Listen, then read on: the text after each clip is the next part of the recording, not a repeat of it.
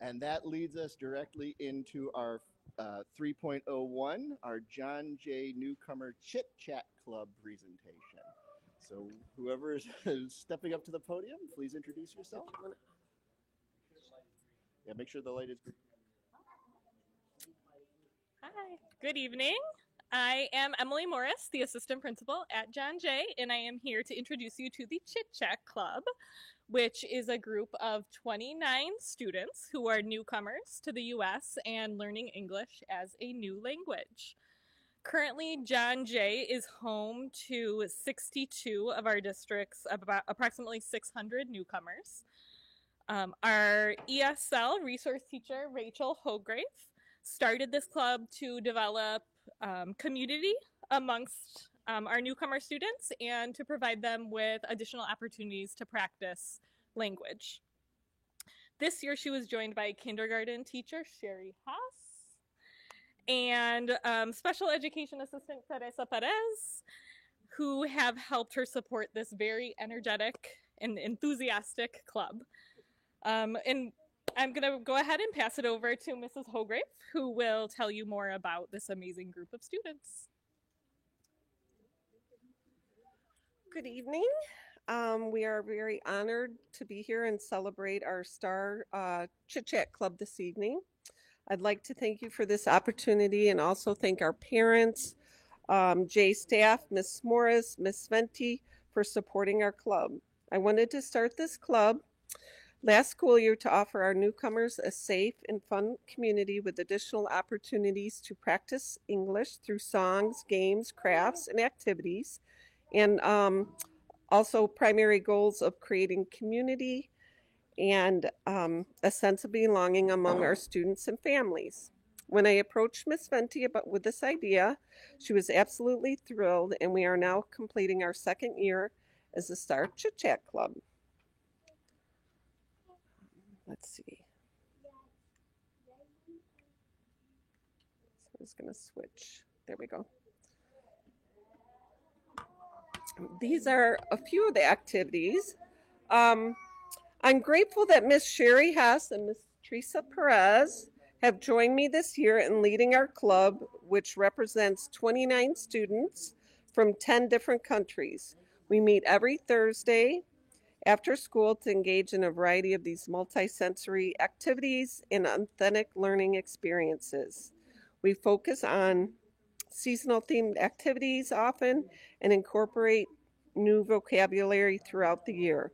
Additionally, with the support of Ms. Venti, we've hosted several club events to include family members and really have enjoyed getting to know our students and families.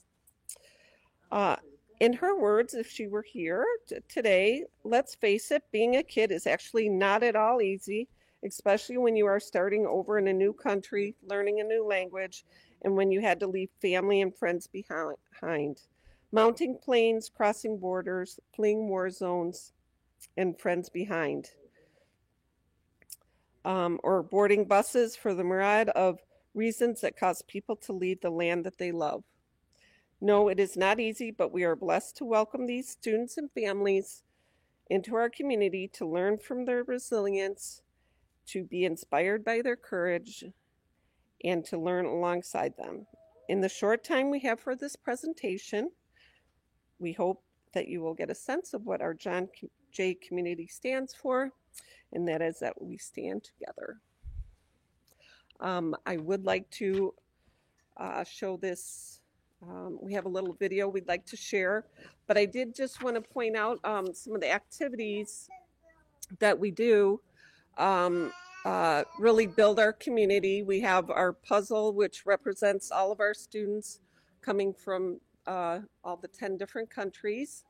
And then this photo in the upper right really speaks volumes that as these students are coloring their kites, the colors of their flags, it just goes to show that coming from different backgrounds and cultures and language barriers, that we can really all build relationships and friendships. Let's see.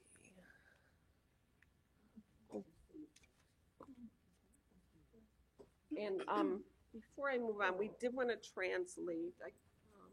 So I'll say it in Spanish, and then Gosara is a parent. She's going to say it, in Russian. Buenas tardes. Tenemos el honor de celebrar nuestro Star Chit Chat Club esta noche. Me gustaría darle las gracias por esta oportunidad y también agradecer a nuestros padres, el personal de Jay, la señora Morris y la señora Venti por apoyar a nuestro club. Quise comenzar este club el año escolar pasado para ofrecer a nuestros estudiantes recién llegados una comunidad segura y divertida con oportunidades adicionales para practicar inglés y a través de canciones, juegos, manualidades y actividades y los objetivos principales de crear comunidad y un sentido de pertenencia entre nuestros estudiantes y familias. Cuando me acerqué a la directora Venti con esta idea, ella estaba absolutamente emocionada y ahora estamos completando nuestro segundo año como el Star Chit Chat Club. Agradezco que la señora Sherry Hess y la señora Teresa Pérez se hayan unido a mí, o sea, a Miss Holgrave, este año para dirigir nuestro club que representa a 29 estudiantes de 10 países diferentes. Nos reunimos todos los jueves después de la escuela para participar en una variedad de estas actividades multisensoriales y experiencias de aprendizaje auténticas. A menudo nos centramos en actividades temáticas de temporada e incorporamos nuevo vocabulario durante todo el año.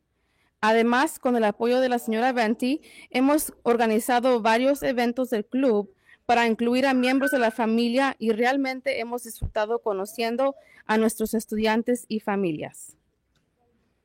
En las palabras de Miss Venti, si estuviera aquí hoy, seamos realistas, ser niño o niña en realidad no es tan fácil, especialmente cuando empieza de nuevo en un nuevo país, aprende un nuevo idioma o cuando tiene que dejar atrás familiares y amigos, subir a aviones, cruzar fronteras, huir de zonas de guerra o abordar autobuses por la infinidad de razones que hacen que las personas abandonen la tierra que aman.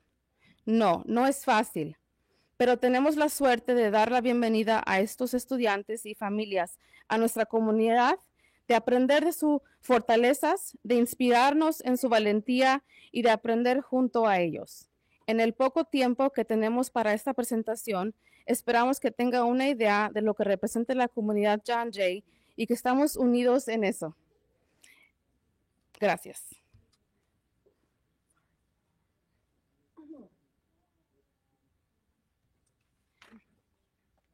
Здравствуйте, я перевожу то, что миссис Хогрив сказала.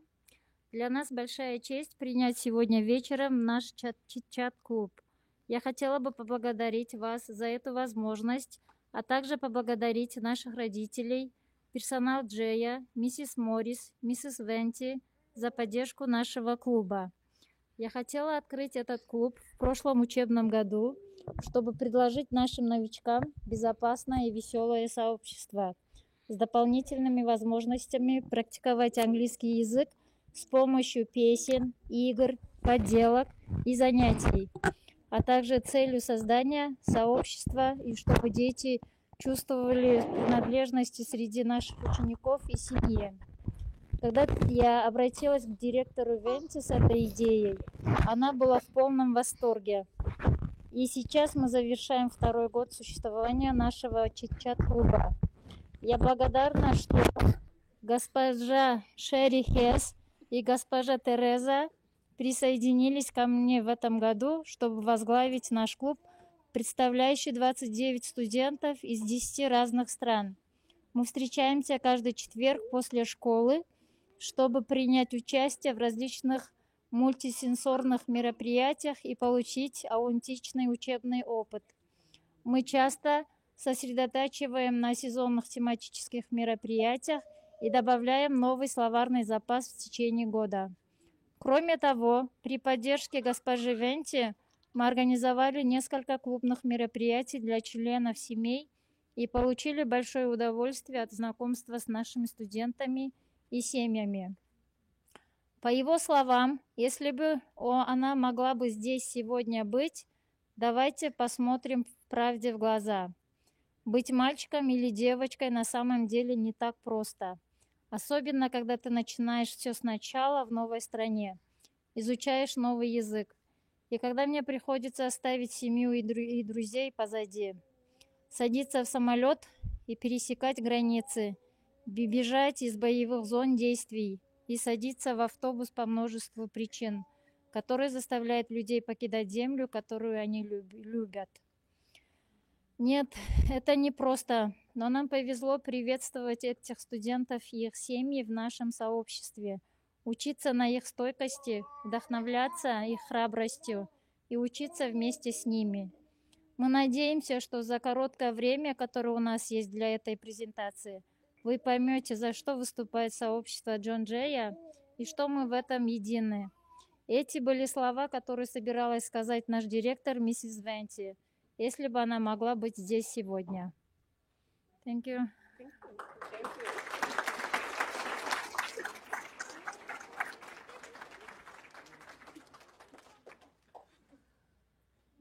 And now we will show just a little video so you can get an idea of the newcomer club, Chit Chat Club.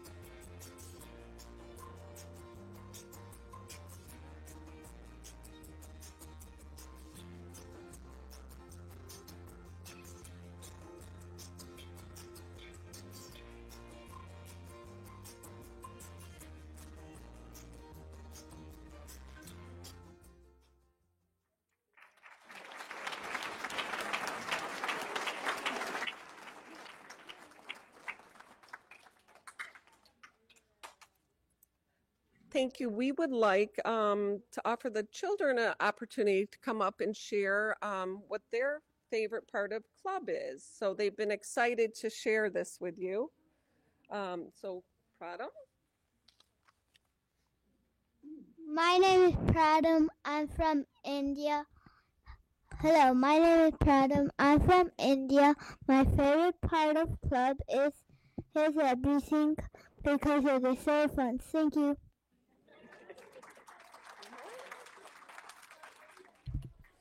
Hi, my name is Ian from Venezuela. local bingo, con, and fun.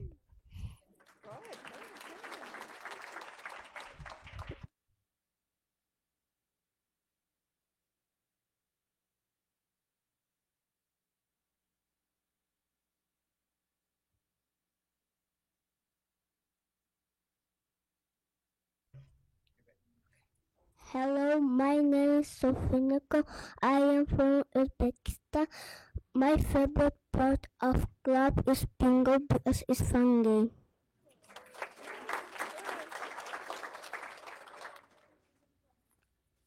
Hello, my name is Andrew. I am from Korean, and my favorite part is art. I mean craft because I like art.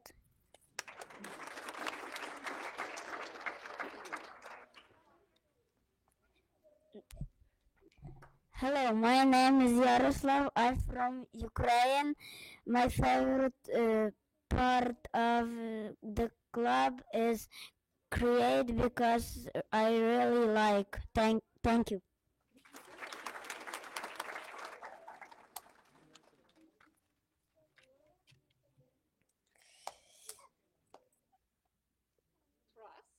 My name is Taras. I'm from Ukraine. My favorite part in club is create because I like art.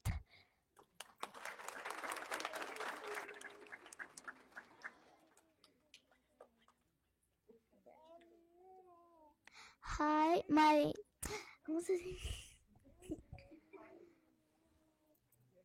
Hi, my name is Samai.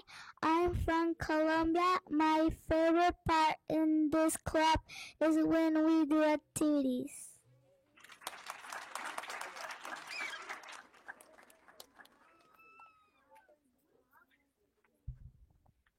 Hi, my name is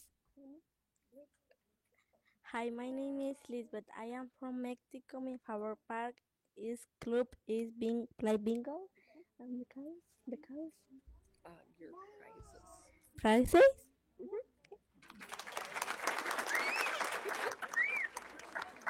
Erdini?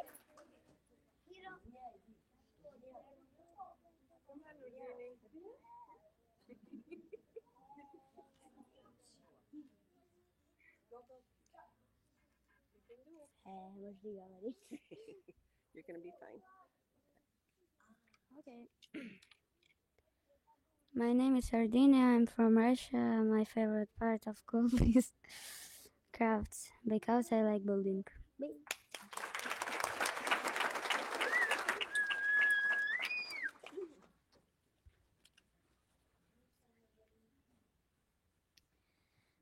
I am from. I am. My name is Rushana. I am from Uzbekistan. My favorite part of club is craft because it's fun.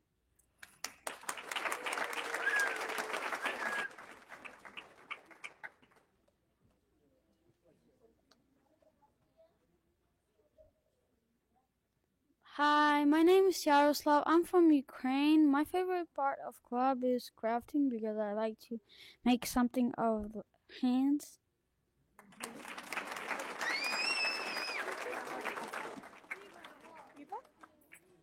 You can talk.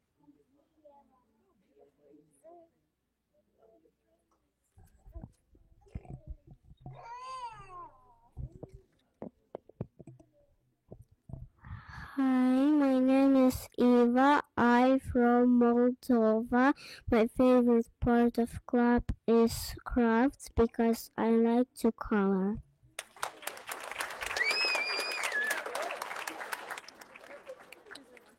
Alika? Did you choose to? Okay.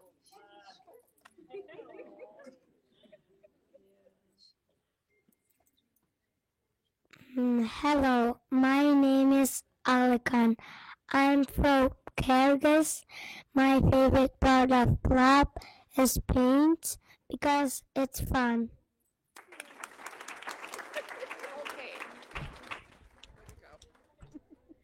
Hi, my name is Bimba. I am from Russia. My favorite bird of club is Janjay. Is You like the games? yeah, is my like is bingo play.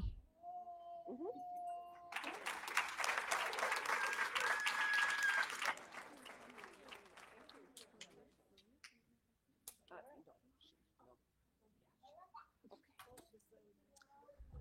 Thank you, and thank you to all our club members. We would now like to have our club members come up, Maria, and we'd like to do our community chant for you. So let's come on up. Okay. Okay, follow her. Come on.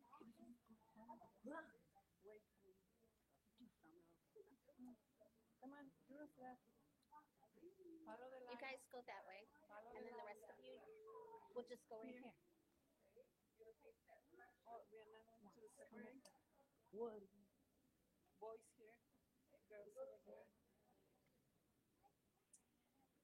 Okay.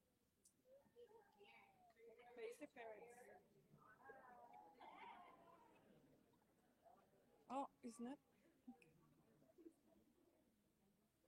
Tiago, look in there. You're fine.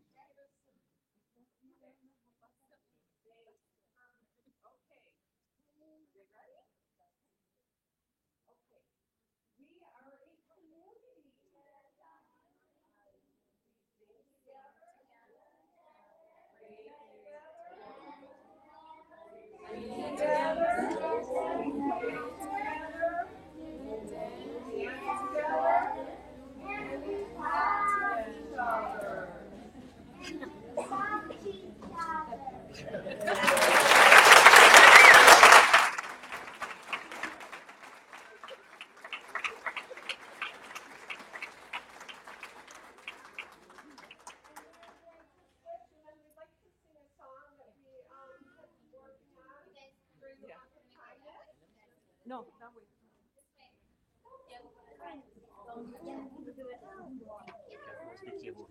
Oh, thank you.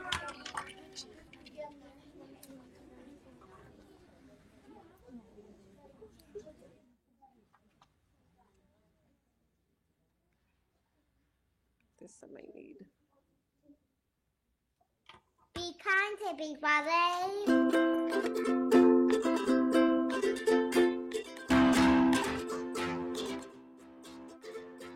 K-I-N-D, kindness is free. I'm gonna give it to everybody. K-I-N-D, kindness is free. I'm gonna give it to everybody. You're my sister, you are my brother. Let's love each other and K-I-N-D, kindness is free. I'm gonna give it out to everybody. K-I-N-D, kindness is free. I'm gonna give it out to everybody. We are different, isn't that lovely?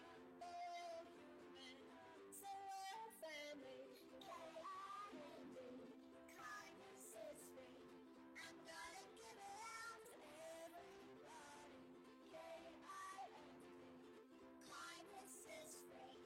I'm gonna give it out to everybody.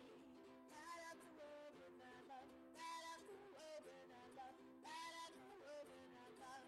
Our love, our love. Light up the world with our love. Light up the world with our love. Light up the world with our love.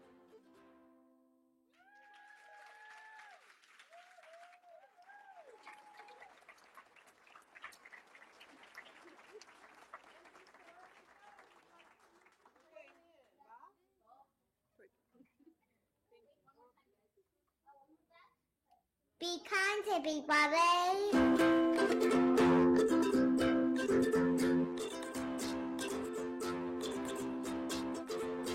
K-I-N-D, kindness is free. I'm gonna give it to everybody. K-I-N-D, kindness is free. I'm gonna give it to everybody.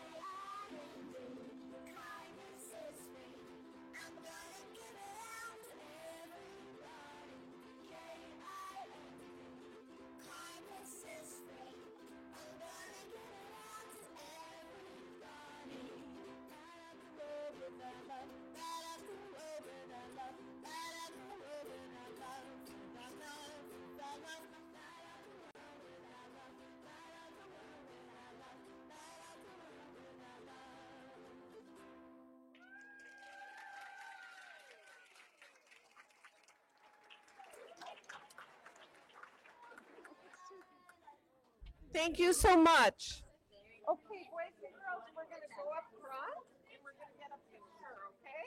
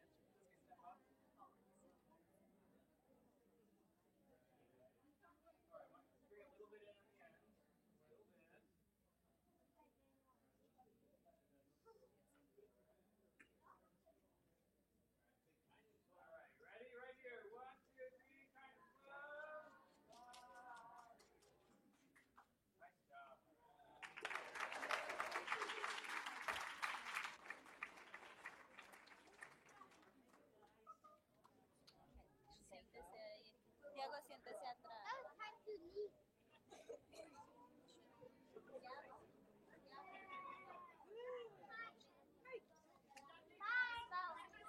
Stars, we're going to go this way. We're lining up.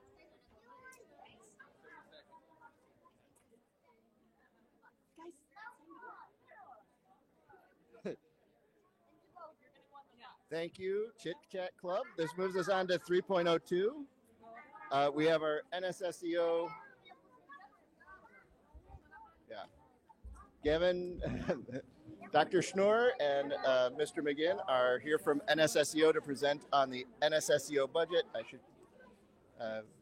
probably start off by saying what NSSEO is so we're clear what we're covering. Good evening, President Sanger, Dr. Brezhnehan, members of the District 59 Board of Education. My name is Meg Schnorr, and I'm the proud superintendent of the Northwest Suburban Special Education Organization. We are a special education cooperative with whom District 59 is a member, in addition to 7 other school districts in the Northwest suburbs.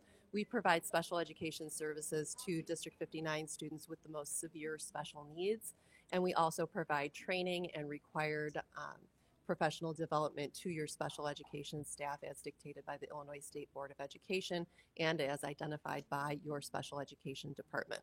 We will be coming back to at a later date to talk about specifically what we do for your students, but tonight our intent is to present our budget as it impacts the District 59 budget. So I'm pleased to present my Director of Business Services and soon to be Assistant Superintendent of Business Services, Gavin McGinn.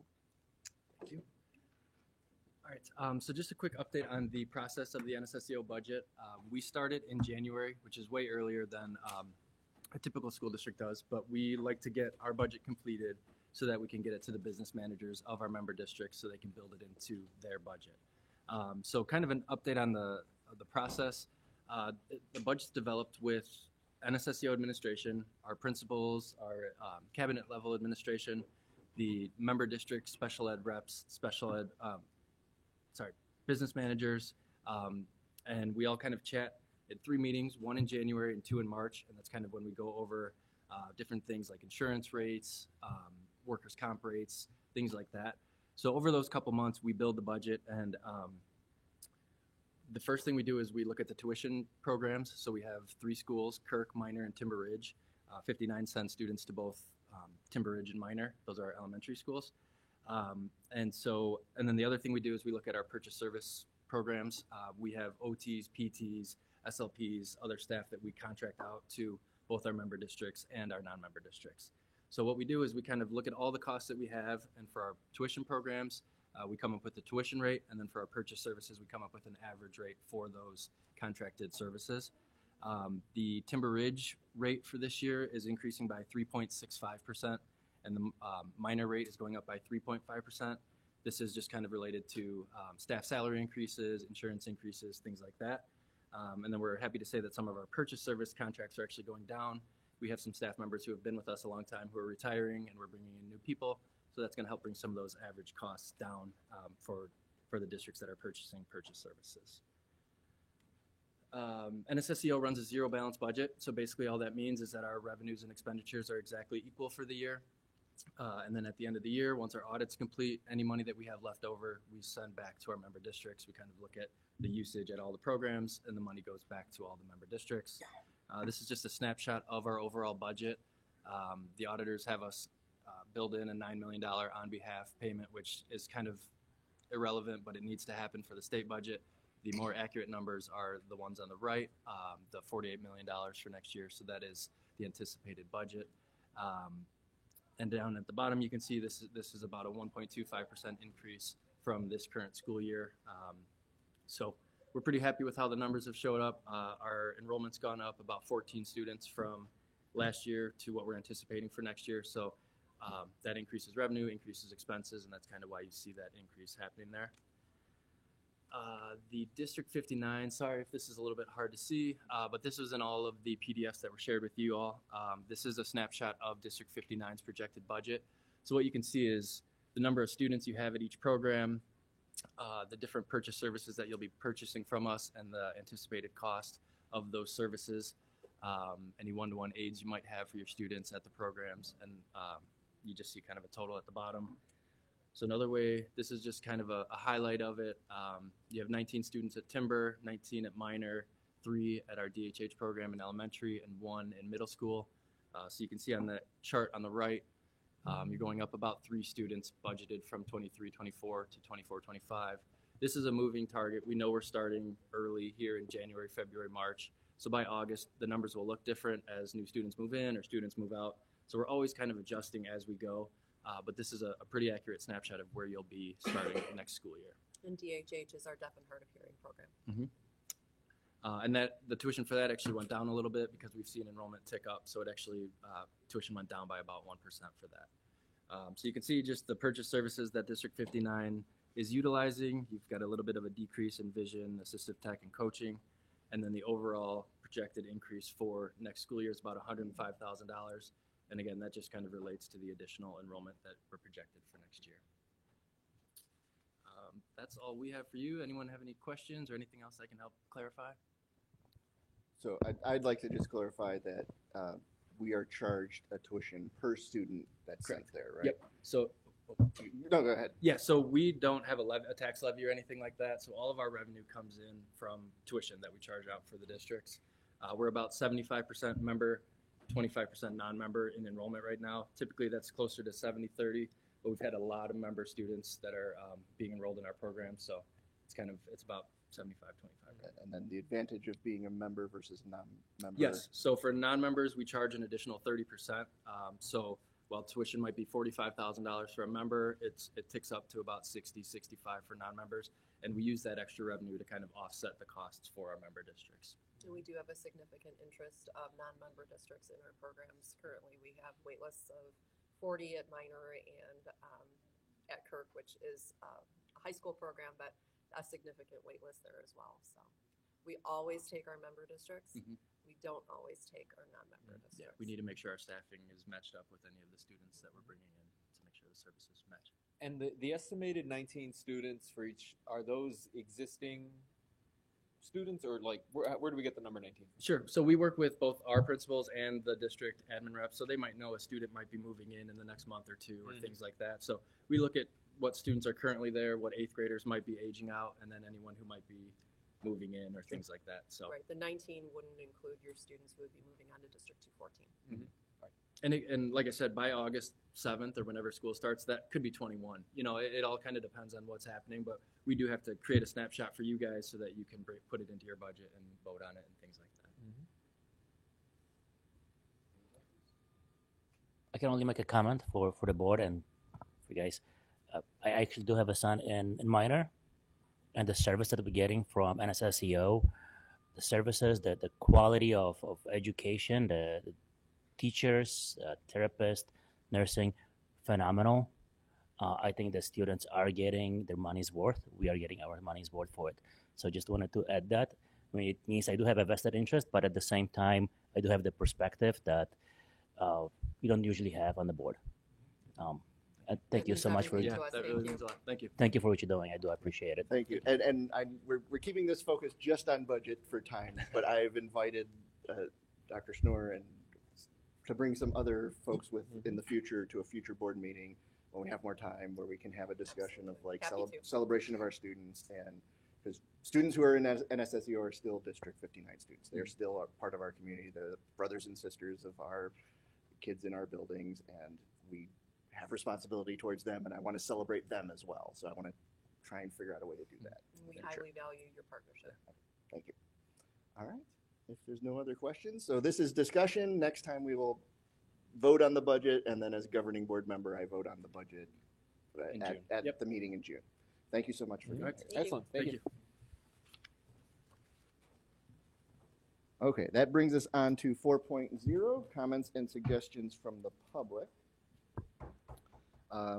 Let's see. Okay, so I have first here is Christopher Dwyer. Is that the name? While you come up, I'm just going to read my little spiel about this. And then I've also asked Mr. Mencia to repeat it in Spanish as well. This is the point of the meeting where we welcome public comments. In Illinois, the law says that anyone has the right to speak to public officials like a board of education, but they have to follow the rules that the board has set and made public. To allow the board the time needed to address all agenda items this evening, each speaker will be given 3 minutes to address the board. A board member will serve as timekeeper and will give the speaker notice when there are 30 seconds remaining to allow the speaker time to complete or summarize their thoughts. Please understand the board will not ask or answer questions during public comment.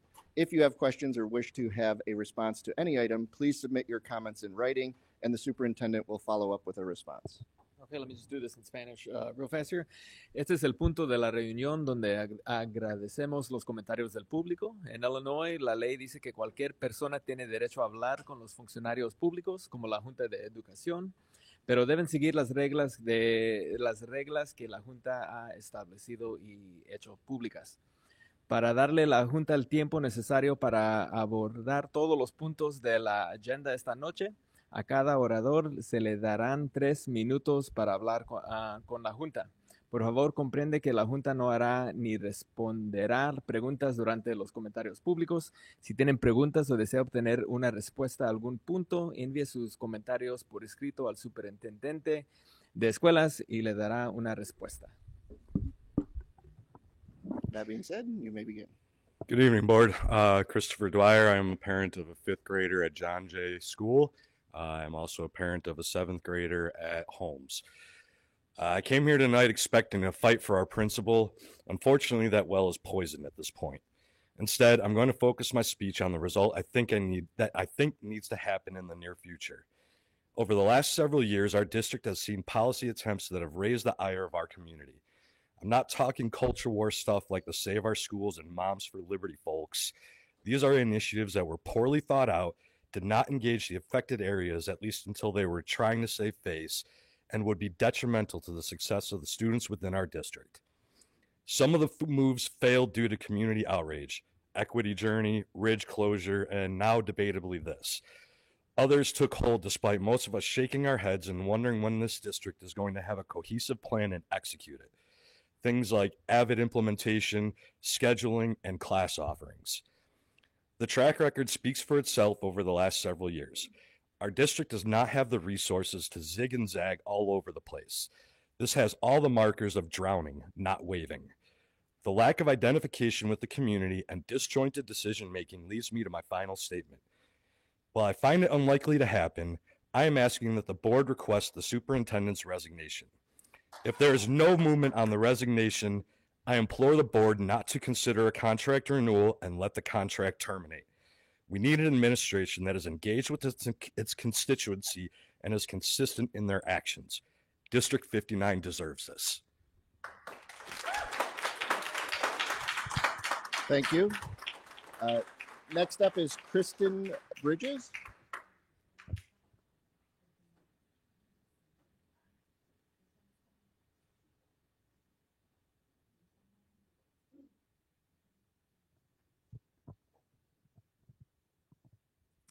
Hi, I'm Kristen Bridges. Miss Ventimiglia, who I will refer to as Miss Venti, is an amazing principal, and that's what we need for John Jay. Speaking on behalf of my daughter, who is a current 4th grader at Jay, my husband and myself, we were saddened and disappointed to hear that Miss Venti will not be the principal of Jay next year. My daughter is upset to have yet another, her 3rd, new principal for her last year of elementary school. As a Jay parent since 2017, next year's principal will be our 4th principal. That is unacceptable. How can a district expect to be successful when they cannot seem to provide consistent leadership in their schools? Ms. Venti is kind, supportive, and positive. She is approachable and thoughtful. She is hardworking and physically present not only before, during, and after school, but at every concert, PTO meeting, and family night. She goes above and beyond to support the students and families of the Jay community. She is welcoming, advocates for her students' needs, and has the children's best interest in mind with all that she does. She is the type of leader that Jay deserves. By the way, where is Miss Venti? She needs to finish the school year. There are so many crucial tasks to be completed in April, May, and June to close out this school year and prepare for next school year's success. It is detrimental to our students for the principal that has been leading our school for the last 2 years to be the one, not to be the one taking care of these things. If not allowing Miss Venti to finish the school year as part of the district's plan, please know you are causing more harm than good. Parents will not allow this to happen quietly. You will be ruining the end of the school year for the children of John Jay, children that trust and look up to Miss Venti and want to celebrate the end of the school year with her. I ask you, why are these rash decisions being made? Is it about what you want, or is it about what is best for the children? I would say that I challenge you to find someone as good a fit for the Jay school community as Miss Venti, but you have taken that challenge upon yourself. Good luck to you, as you will have the entire Jay community watching and waiting to see the choices that you make moving forward. Now I would like to read a statement signed by 100 and counting John Jay parents in less than an hour of time. The statement was only made available to parents on campus Friday or today. It does not include any parents that were not at Jay on these 2 days. This number of parents represents almost a third of our families. If we were to have had more time or availability to parents, I guarantee this number would be higher. We, the parents, guardians of John Jay Elementary School students, want to express our support of the school principal, Ms. Jennifer Ventimiglia, and ask to be included in the hiring process for the future principal. 30 seconds. We believe Ms. Ventimiglia has been an excellent leader, creating a positive community where students and families feel supported. She has advocated for our needs, including smaller class sizes and instructional support for students with academic needs. We hope district leadership will be held accountable by the board to retain excellent leaders. We request to have parent representation on the hiring committee for the new principal and be meaningfully included in decisions by the district that impact our community. Thank you. Chris-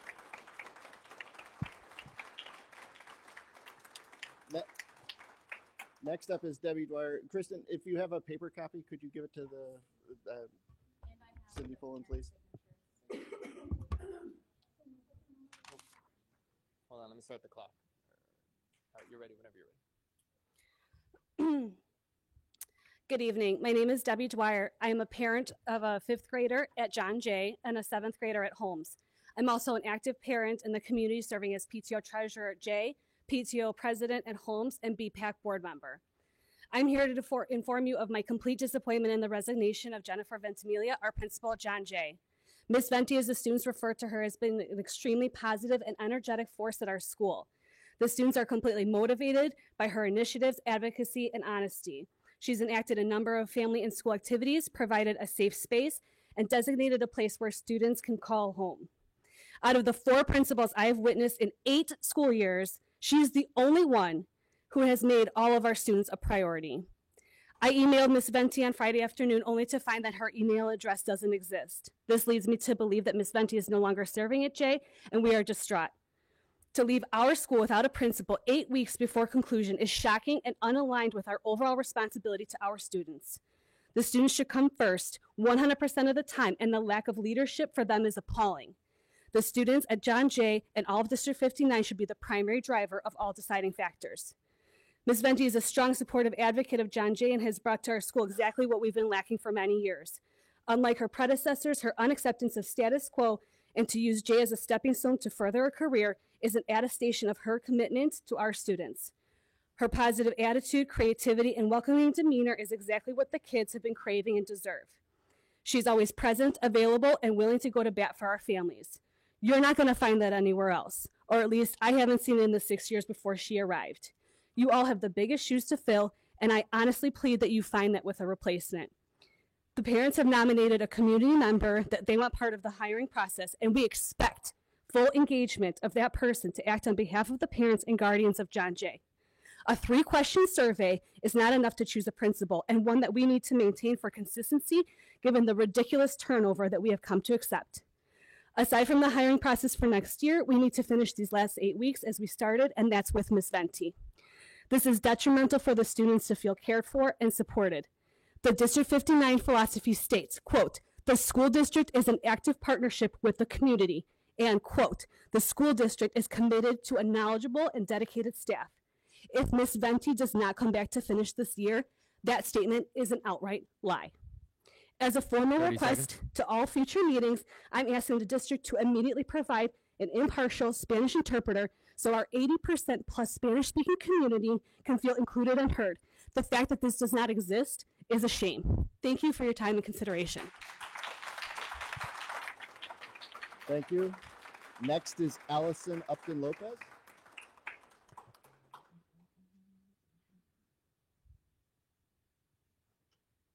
Before you start the time, can we address the interpreter thing? We have a few parents that want to speak in Spanish. Yes, that will be fine. Okay, making we sure. will have the meeting transcribed later in English. Yes. You can start the time. I start as soon as you Okay, sorry. Hi, my name is Allison Upton Lopez. I'm a parent at John Jay Elementary School and have a 4th grader there as well as a 7th grader at Holmes. I'm also an active PTO leader at John Jay as vice president and former secretary. I came to speak tonight, as you can tell, because our principal is resigning and seems to have disappeared as of Friday. This is the 4th principal I've experienced at John Jay and will now have a 5th before my youngest graduates. The instability is not good for our school and not good for our students. I know we're not supposed to reference specific individuals, but I don't know what else to do, and you all need to know what's happening at John Jay. Our principal resigned effective June 24th. However, she left Friday after a meeting with the district and has not returned. There's been no communication, and we have no idea of what the plan is for the remainder of the school year. I want her to finish the school year. My child wants her to finish the school year. She's sitting in the audience. The district needs to consider the impact of students on a school ending the year without a much-loved principal. And on that note, Ms. Venti is a much-loved principal. She's the best principal I've had by far. She has made the school a place my daughter is excited to go to. She cares deeply about her students, teachers, and families. She's the first to arrive and the last to leave. She shows up at every event, greets students in the morning, has been a positive presence in our school. She has celebrated the diversity of our school, which y'all just saw as an incredible community. She has celebrated who we are and advocated for what John Jay needs. We also have some larger classes, 8 of them with 23 or more, one with almost 30 students. She's been trying to bring in additional instructional support. She's also tried to bring in trained interventionists, some with some success, some with some pushback from the district. And I know this has not always been easy. The job of the district and the school board should be to support leaders like Ms. Venti, so they did not resign. Our school should not be on its 5th principal in 7 years. For teachers to be their best and students to be able to learn, we need stability and trust. I asked the school board to ask questions about why principals are leaving and hold the district accountable for what can be done to retain good principals. We also deserve as parents to give input on the hiring of the next principal. The survey that we received from the district was sent conveniently the same day parents organized a meeting when the district heard about us organizing ourselves. We deserve more than a 3-question survey. We ask for real inclusion on the hiring decisions. Specifically, I asked the school board to ask where families are included in every hiring decision for school principals. We have parent nominees ready and willing to be a part of the John Jay hiring committee and urge you to accept this recommendation. As a final thought, you all know this, I've been a supporter of District 59 since I've been here. You won't see me coming to meetings to complain. I don't post gripes on social media. I'm usually telling people that decisions are hard, the district is trying, we're trying to prioritize all students, not just yours or mine. My kid's graduating John Jay. This is not selfish for me. I have found John Jay to be an incredible community. I have loved District 59. I moved here for this district. I'm so disappointed in the district 30 right seconds. now. So help me be proud of this district again. And I made it through without crying. So congratulations to me. Thank you. Next up is Alice Benamerito. Merito?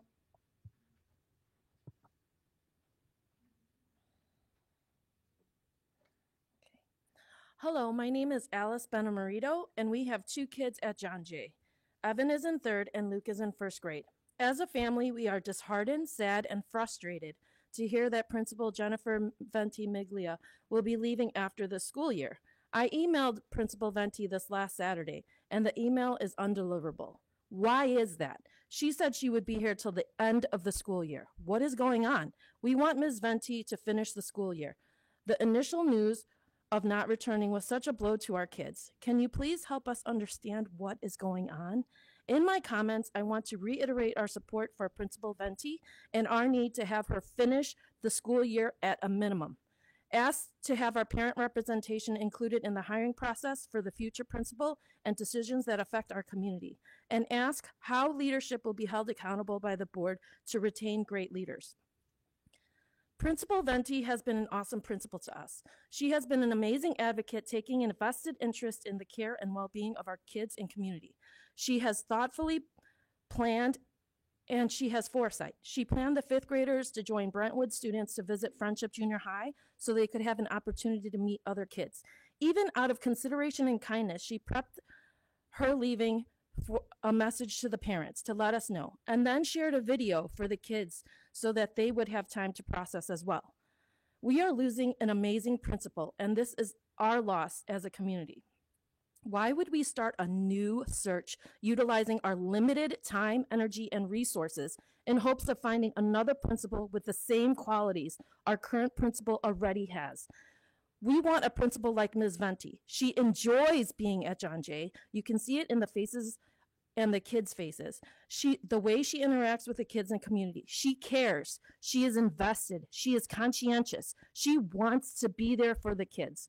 We want someone who naturally sees this as more than just doing a job, but is passionate about her community. This constant change of leadership is hard on the John Jay community, parents, and especially our kids. Luke was sad and Evan was tearing up as he was hearing the news. A new principal would be the 3rd in 4 years. Why would we want a new principal when we have a great one in Principal Venti? Principal Venti leaving is our loss, and our John Jay community is mourning this loss. In this process, 30 we seconds. want to reiterate and ask to have the parents' representation included in the hiring process for the next principal and future decisions that affect our community, and ask how leadership will be held accountable by the board to retain great leaders. Thank you for your time.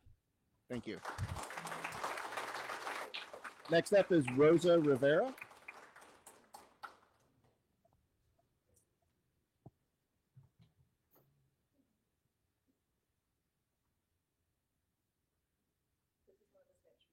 Sorry, just to briefly say, ellos dijeron que van a después traducirlo.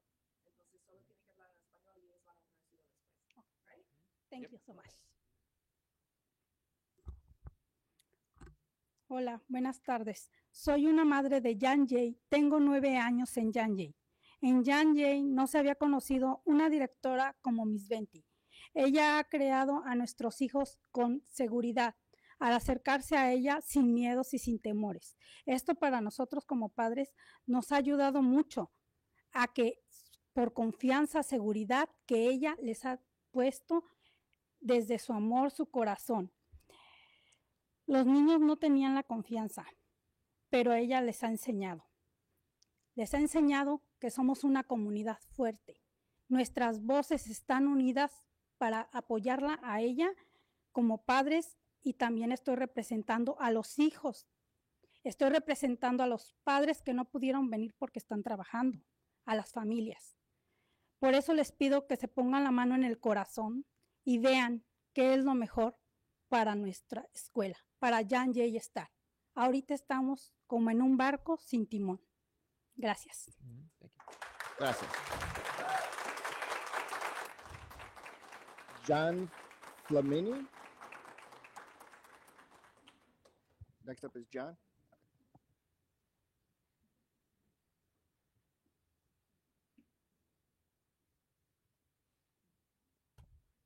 Good evening. My name is John Flamini. I have two kids at John Jay. Second grader, Rocco, and fourth grader, Enzo. Since we have Miss Venti, we've seen an enormous improvement at the school. She's been a very positive force for both the children and parents, as well as the teachers. One thing you should probably know about me is that I am a son of a former educator. 20 years as a teacher and 15 years as an administrator. And I don't know how long all of you have been sitting in your chairs, but I'm going to tell you something. I've sat through a lot of this stuff. I've heard all the stories about things that go on in the school district, especially in this office. And what's happening here at this school is highly irregular and, quite frankly, unbecoming of a scholastic institution. Teachers come and go, principals come and go, but when that time comes, it's taken care of at the end of the school year. So whatever has caused Ms. Venti to be gone prior to the end of the school year is highly irregular. So we'd hope that we get her back to at least finish the school year, while, of course, we continue to search for a new principal to fill her shoes, which it's going to be difficult, as you've heard. And I'd like to echo the sentiments of all of the parents who have come to speak before me. This is really strange and, quite frankly, unexpected. Thanks. Thank you. Is Roberto Sanchez? What's the next name? R. Sanchez? Yeah, thank you.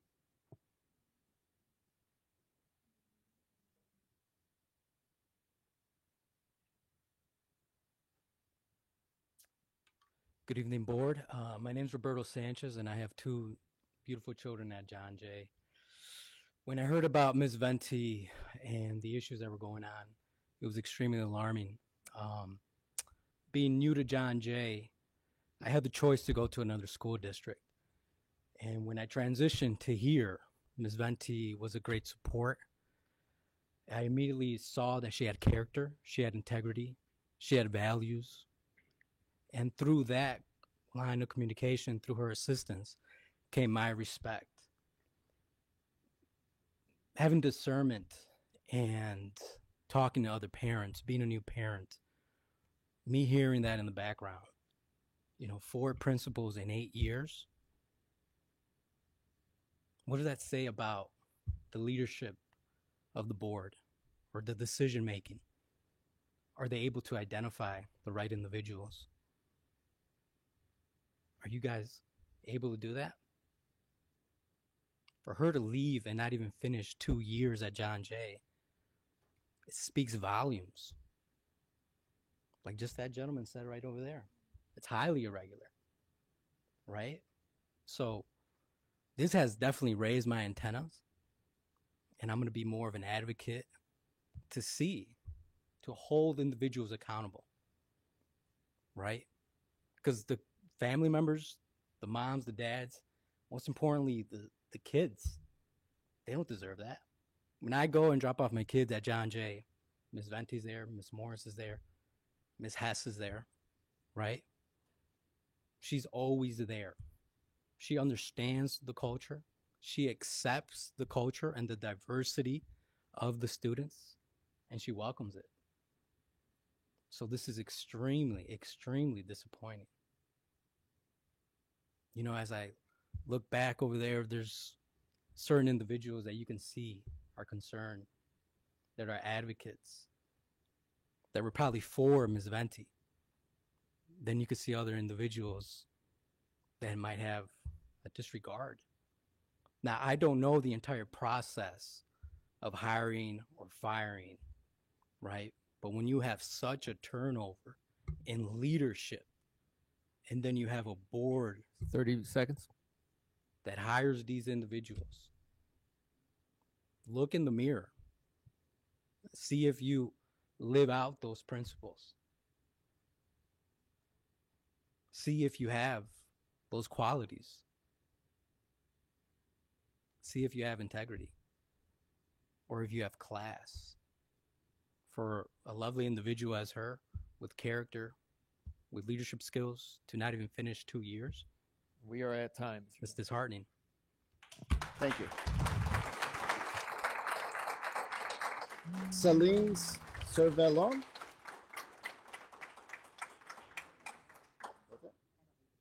Okay. Celine Cervellon.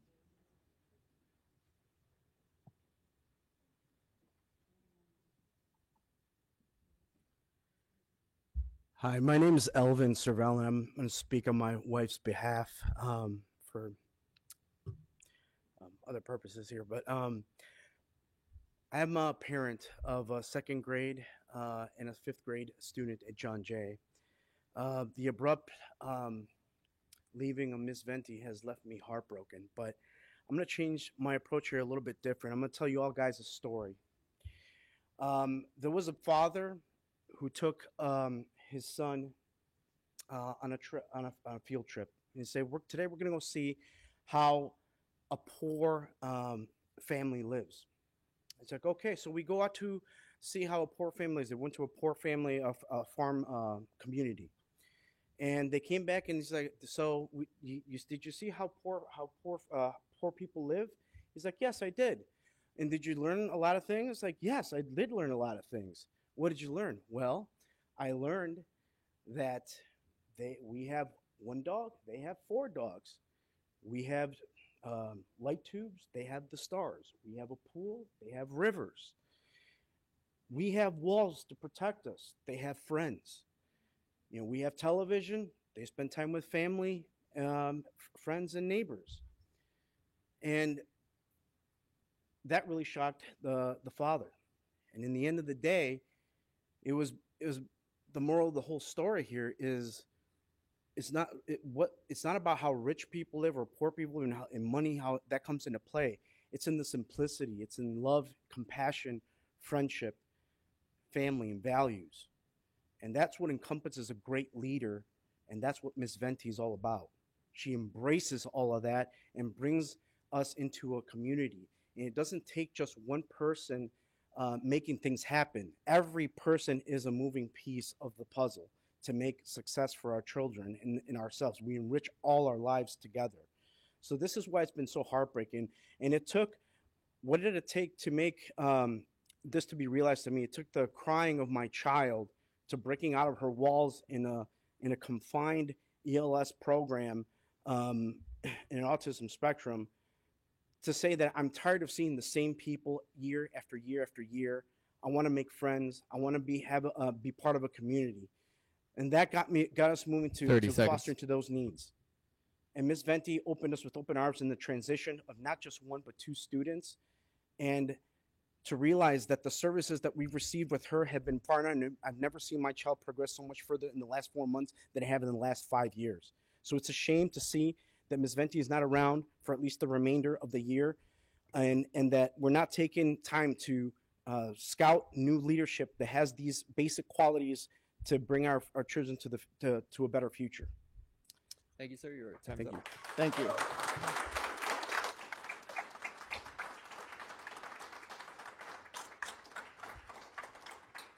That's everyone I had signed up.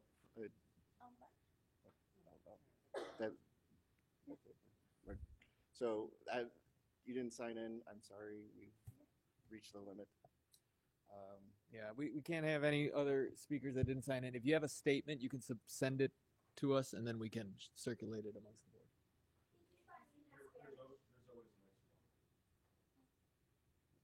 Sorry. En español. Yeah, por favor, si tienen que firmar la lista, pues si quieren hablar a la junta hoy. Si no firmaste la lista, puedes mandar pero ya no se puede. Nos puedes enviar el statement por email si quieres y para nosotros tener lo que quieres comunicar con la Junta.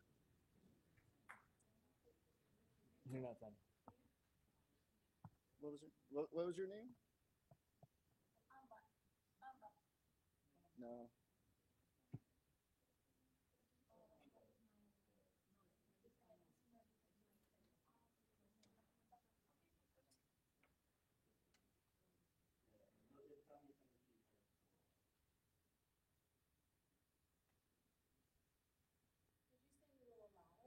If she signed in on the attendance sheet, no? I see. Okay, it was a miscommunication. I'm sorry. Please submit a message. Thank you. Okay, thank you to everyone who spoke today. We are now moving on to 5.01, AVID presentation.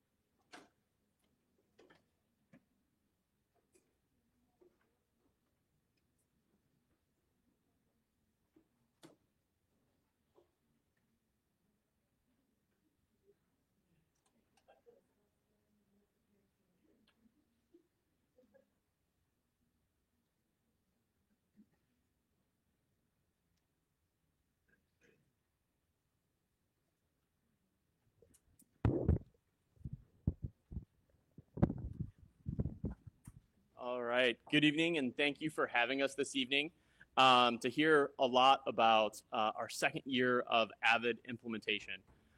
We're excited to welcome Friendship, Holmes, and Grove, who are all implementing our AVID program. So AVID stands for Advancement via Individual Determination. It really is a framework. It's not an intervention, but it is a system of supports for students designated to empower them who are traditionally underrepresented in higher education.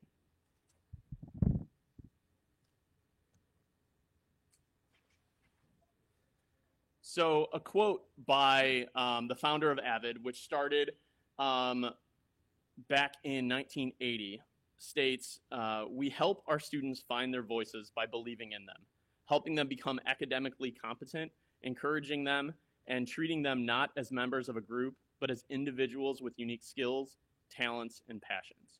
Once our students find their voices, there's nothing they can't achieve."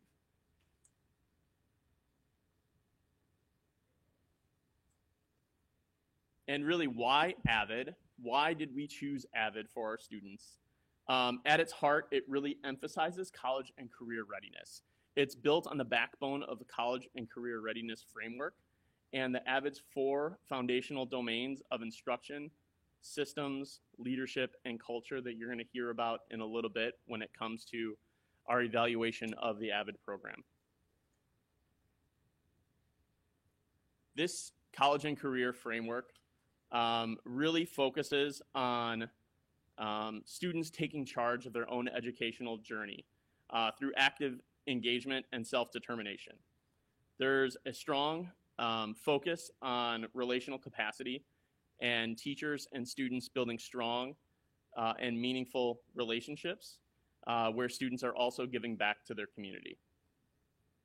Rigor is really the key point of the AVID program, where we are fostering student self-determination to meet high-level standards. Again, a quote from the founder of AVID, who is Mary Catherine Swanson. AVID's founder wisely noted, "Rigor without support is a prescription for failure, and support without rigor is a tragic waste of potential." And that really encompasses what the AVID program is truly about.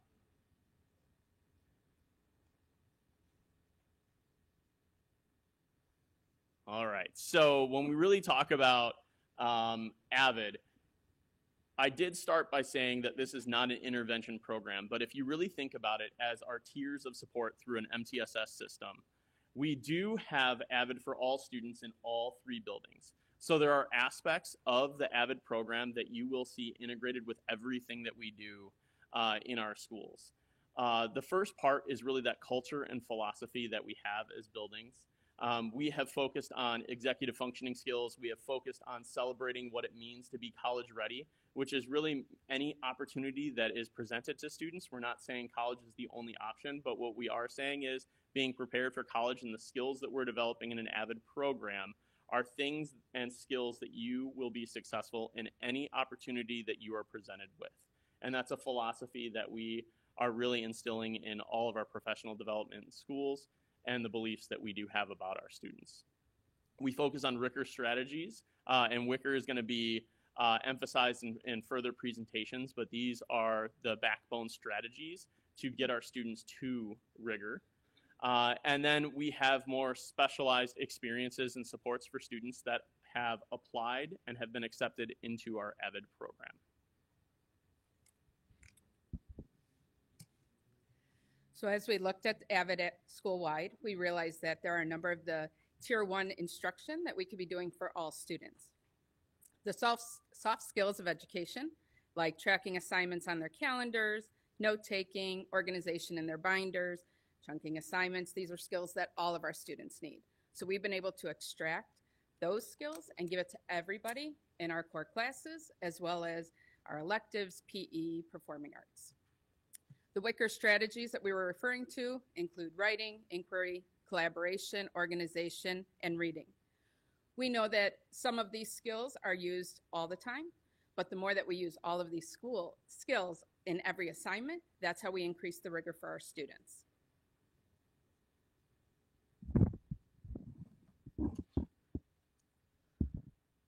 Up on the screen, you can see kind of a snapshot of what AVID looks like in CCSD 59. We have successes both within the classroom and in events and trips that we go on. On the left side of the screen, you can see some of that Wicker strategy being used through the tutorial framework and through different activities such as Socratic seminars, which integrates both classwork and external resources in order to promote rigor within the AVID classroom. AVID Elective, AVID Excel, and our AVID tutors that we've brought in this year have been able to gain collaboration skills that are key in both growing their inquiry, writing, reading, and all of the other Wicker strategies. On the right side of the screen, you can see more of those out of the classroom experiences and some collaborative in-classroom experiences. We have college visits that we have started going on as of this year that link that classwork rigor into future goals and plans post-middle school and high school. We've invited guest speakers both online and externally in order to share career paths and opportunities. And we've hosted family events that celebrate our students' successes both within the Wicker framework and as our AVID students in general.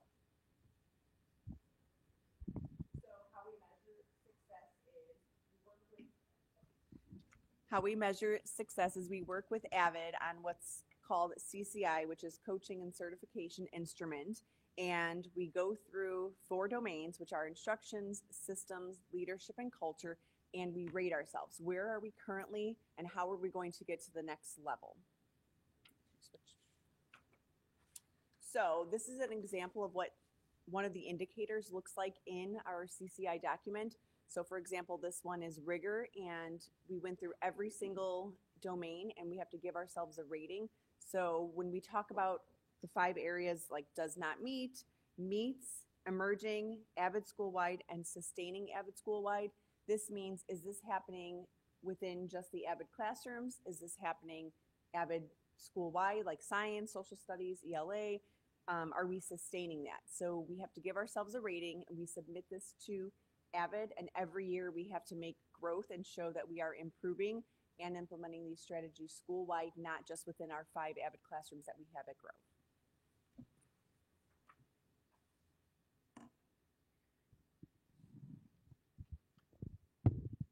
So with all of this that you've heard about AVID, there is a lot of work that we do for continuous development of our staff, our leaders, and one of the ways that we do this is through summer institutes and different AVID training. In addition, we also have ongoing professional learning and professional development, many of us that just attended last week, to really focus on rigor within the AVID program.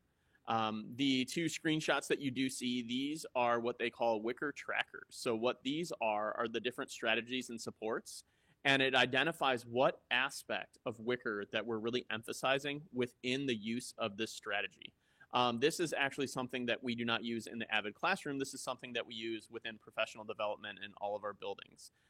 So you will see the example of musical shares. So it's also one of the CLR strategies that we have utilized, but we're really focused on inquiry and collaboration within this specific strategy.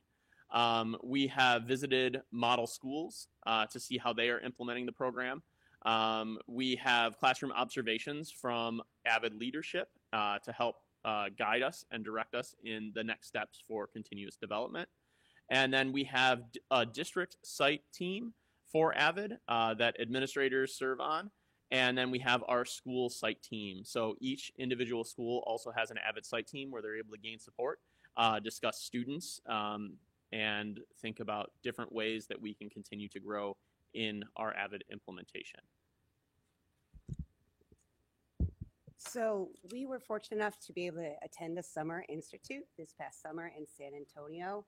And despite it being hotter than you could imagine, there were some really great things that came out of that. So first of all, the whole Summer Institute is meant to be extremely interactive, where the AVID instructors are showing you through engaging models how you would use these resources, these strategies, these skills within your own classroom. There's time for us to meet with our communities of practice and with our site team. They share all of their teaching strategies, so they really challenge you to come up with activities to make students think critically, to ask questions, to collaborate, and to solve problems. They work with you on how you can incorporate Wicker and Costa's level of thinking in all of your classrooms. And then they really promote the idea of movement and socialization within the classroom. So we use strategies like Socratic seminars, collaborative study groups, and philosophical chairs in a lot of our activities. We focus on student-centered learning. AVID instructors know that all students are capable. We know that our students include diverse cultures, languages, backgrounds, and AVID helps us relate to all of these students. And there's a huge focus on building relational capacity. So when students talk about AVID, they'll say, this is my support system, or this is my AVID family. We elevate our academic achievement, again, really focusing on critical thinking, teaching students about organization, time management, and really getting them to pursue rigorous coursework in their future. We understand that students need to learn how to learn, and AVID is going to help them so that they can be future and successful in all their future endeavors. Speaking of future success, we're really focusing on that college and career readiness framework. And we also spend a good deal of time looking at opportunity knowledge resources, which is students understanding what FAFSA is, how to get financial aid, how they apply for college, how they can go on college visits, just all of the opportunities that are available to them that they might not be aware of. And then finally, the Summer Institute really tries to invest in teachers and give us the tools that we need moving forward. So they have updated Weeks at a Glance that we can use, and they just are continually giving teachers high expectations to aim for. So this is year 2 of AVID implementation at the junior highs. When we started the implementation, it has begun in our WIN classes, in our What I Need classes. Grove has 5 sections, Friendship has 3 sections, and Holmes has 4 sections. So I know at Grove we have 83 current students that are a part of AVID. As we are going into year 3, we are adjusting some of the programming for AVID. Grove is going to be piloting moving the AVID sections from WIN time to elective time. So we will be the first school doing that, and we'll be kind of going through the hurdles and challenges and successes to help lead the way for Friendship and Holmes the following year. Students are invited to join AVID, and so we are going through that process right now, recommending students, interviewing, having them fill out applications, inviting parents in for information night. So that's the process that we are currently in. With our shift from win time to elective time, it does adjust our staffing for Avid. So right now, in order to do Avid during win, we have to have multiple teachers certified to teach Avid. So with Grove, with 5 sections, we have 5 Avid teachers. Moving to an elective section, we are then moving to 1 Avid teacher that will be teaching 6 sections throughout the day. Grove's Avid teacher is Deanna Bavaro, and she will be starting that pilot in the fall. So our next steps, like I said, we are in the recruitment process for next year. We, as Grove administration, we are starting the pilot, and we are continuing as the 3 junior highs to really figure out how we can keep capitalizing on increasing the rigor within the school, within Tier 1, and within school-wide. We also have been going through the CCI indicators. We have been evaluating with our site teams of where we fall in all of our indicators and to determine where we want to improve our 3 schools individually for the coming year. Most recently, this past week, all 3 junior high administrators came together for an Avid training, and we came together to develop a 90-day plan. One thing that they focus on in Avid is not necessarily a full year plan, because it doesn't allow you to pivot as you hit different roadblocks and as you find different strengths. And so to really think about how are we going to come together as 3 junior highs to really strengthen the success of our students and do it in 90-day chunks. And so we've been working through that, and we're excited to really get going on next school year and the new recruitment of all of our 6th graders. I believe that leaves questions for you all to us. No, I've been a big fan. I've gone multiple times to speak, to be a guest speaker there, and I just think it's the important piece of talking about college, and college is not for everybody, obviously, but talking about college at that age, visiting the campuses, seeing, for those students to be able to see themselves walk those halls. That's the important piece, because I think a lot of times they'll think about it and go, well, that's not me, or nobody there looks like me, or no one there speaks like I do, or whatever it is. So it's just getting that experience is really key at that age, because they can keep building on that as they go into high school. So I've liked what I've seen so far with Avid. And I would just say, as a university instructor, the skills of organization and planning and learning how to learn is something that is critical for students to get early, because it promotes so many good behaviors that allow them to then succeed. And when you have a student who suddenly flourishes and really takes to a class, oftentimes it's because of those soft skills that you don't necessarily think about as, well, they're taking physics, so they need math. But more importantly, it's having a general sense of organization, knowing when to ask questions, that sort of thing. And to your point, learning about opportunities that are out there. And I think starting that early and really teaching our students that we believe in them and that they can use these skills to succeed is important. I think it's a great program. So my question is this is like an organization, or we subscribe to their philosophy, methodology? Is there like a curriculum in there, or are you allowed to like interject and put some of your own lessons and stuff in there?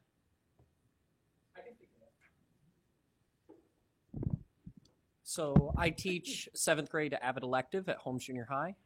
There is an Avid curriculum that focuses very heavily on college prep and those Wicker skills.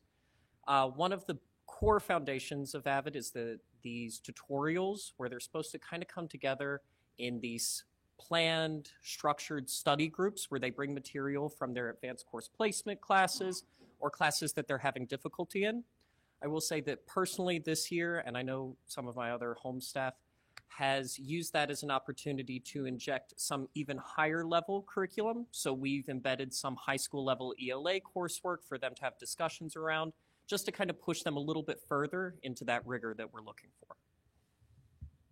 And then it's mostly about college readiness. Do we also like put in there like trades or like other things that they could do?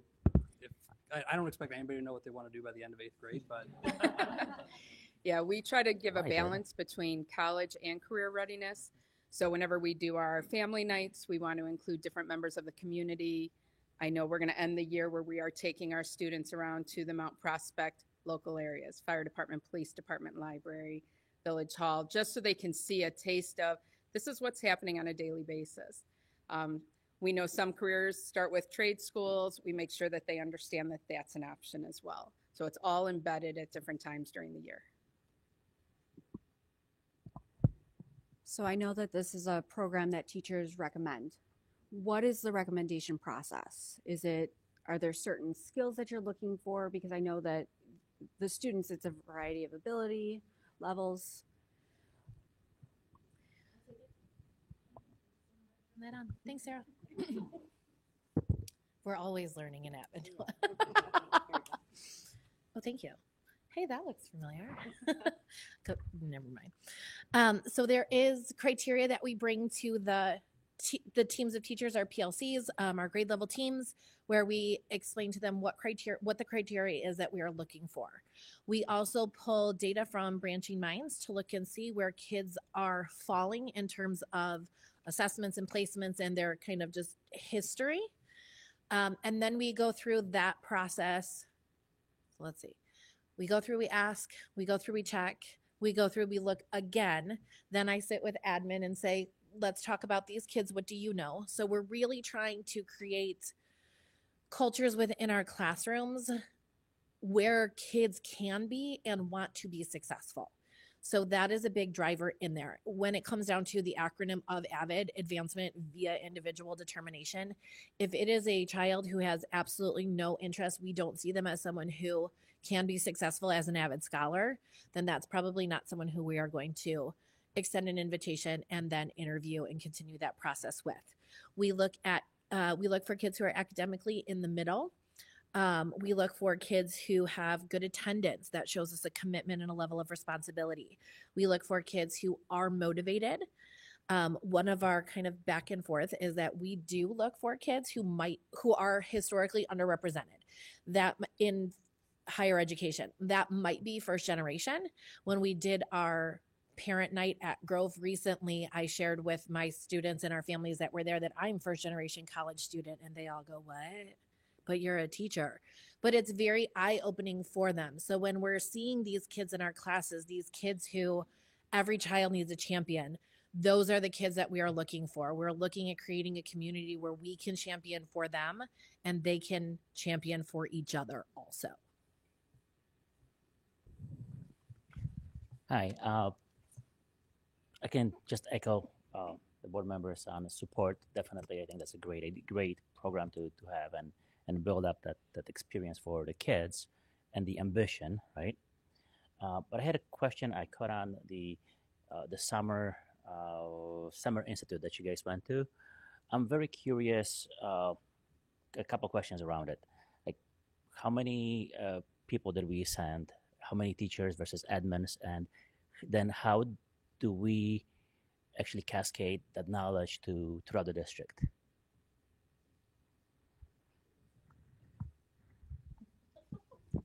I'm not sure on the exact number, but in the first year, a principal and assistant principal went from each of the buildings.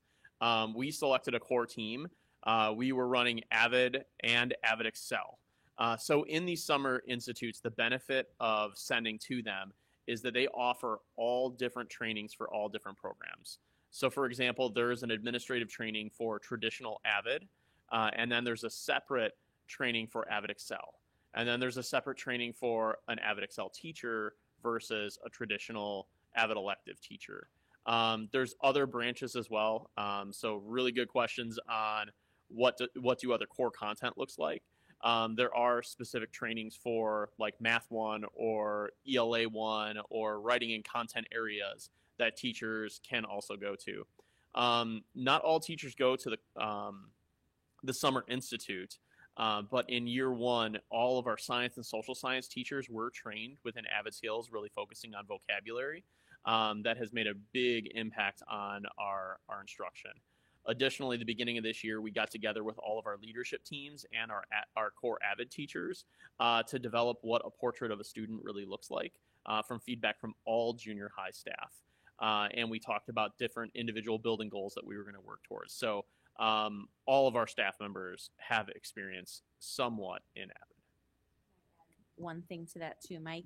I know that our instructional coaches as well through the instruction department also have gone through different trainings. Sometimes it's online training, not in-person training, but by them being trained, they are then integrating these Avid Wicker strategies into learning the new study sync curriculum, into all of the curricular work that the instructional coaches are doing with our teachers learning the curriculum. So it is becoming embedded into all of our practices, all of our learnings. And that's very good. And I think that's great that we have that process of coaches and then cascading. But I'm actually very curious on also if we have teachers participating and what's the representation of teachers representing. Because I mean, being able to go because I do believe that being at a conference versus sitting at the lecture or online is a huge difference, right? Absolutely. So for Friendship, I can speak to 3 classroom teachers went. I think Grove sent somewhere around 6 to 8 that first year. So and I don't know. We had 4 and a counselor who came. Yeah, and that's another thing. Counselors are also trained in Avid to support the program. I'd be happy to give you those numbers in the Friday update. Mhm. That'd be great. Yeah. Thinking ahead, because this is year 2, right? We are in year 2. We're going into 3. It would like the 5-year plan as we start branching this out. Figuring out ways to connect with former Avid students to come back to speak to the Avid class, to see what they're doing there. So we got to let these kids kind of make their own path, and then let's reel them back in into the classroom, because that'd be real nice.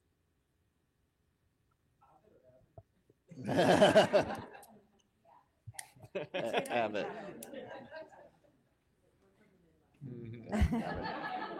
Can I ask real quick, could you all just briefly introduce yourselves?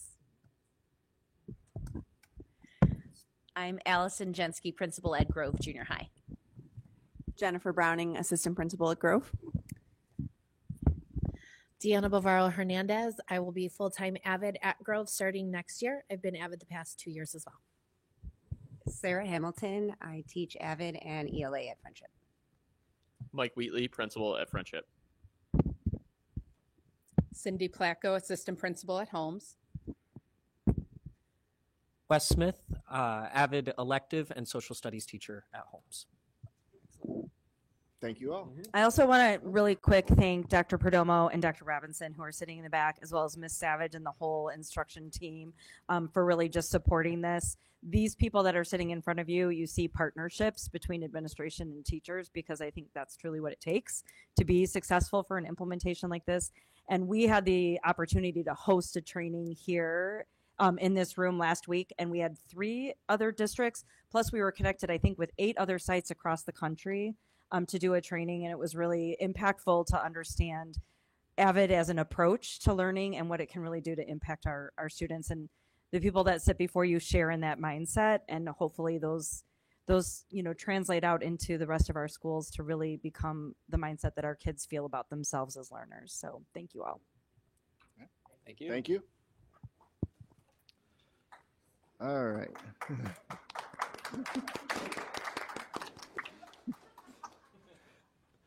That moves us on to item 5.02, Safety and Security Update with Danny Mallon, Director of Safety and Security. Yeah, it's green, right? Thanks, yeah. There we go. Good evening, board. My name is Danny Malik, and I have the privilege of serving as the Director of Safety and Security here at District 59. Just because this is my first appearance before the board and my position is fairly new and I am a fairly new employee, I'll just briefly introduce myself. Again, Danny Malik. Prior to taking this role, I was a police officer at Arlington Heights. While there, most of my career, I served as a school resource officer. I worked with schools all throughout the village, and one of them was Juliet Low, which is an elementary school here at District 59. That afforded me the opportunity to work with a lot of staff and the leadership here at District 59 while I was an SRO, and I really got to see some of the good work that the district was doing from a security standpoint. Now, as an official employee with the district, I am continuing to do that work with the leadership here. Just a little bit about the position.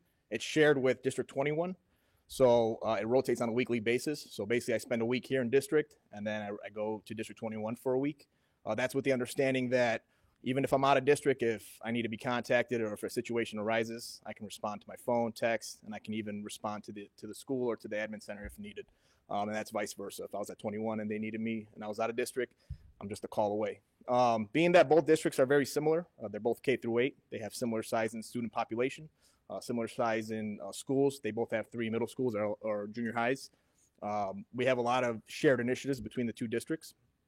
Just to name a few that stand out is we are both districts are in the early stages of implementing the standard response protocol, which I'll expand on a little bit later here in this presentation. Both are in the fairly early stages of the SRO programming, and both are looking into revamping and streamlining our reunification processes and procedures.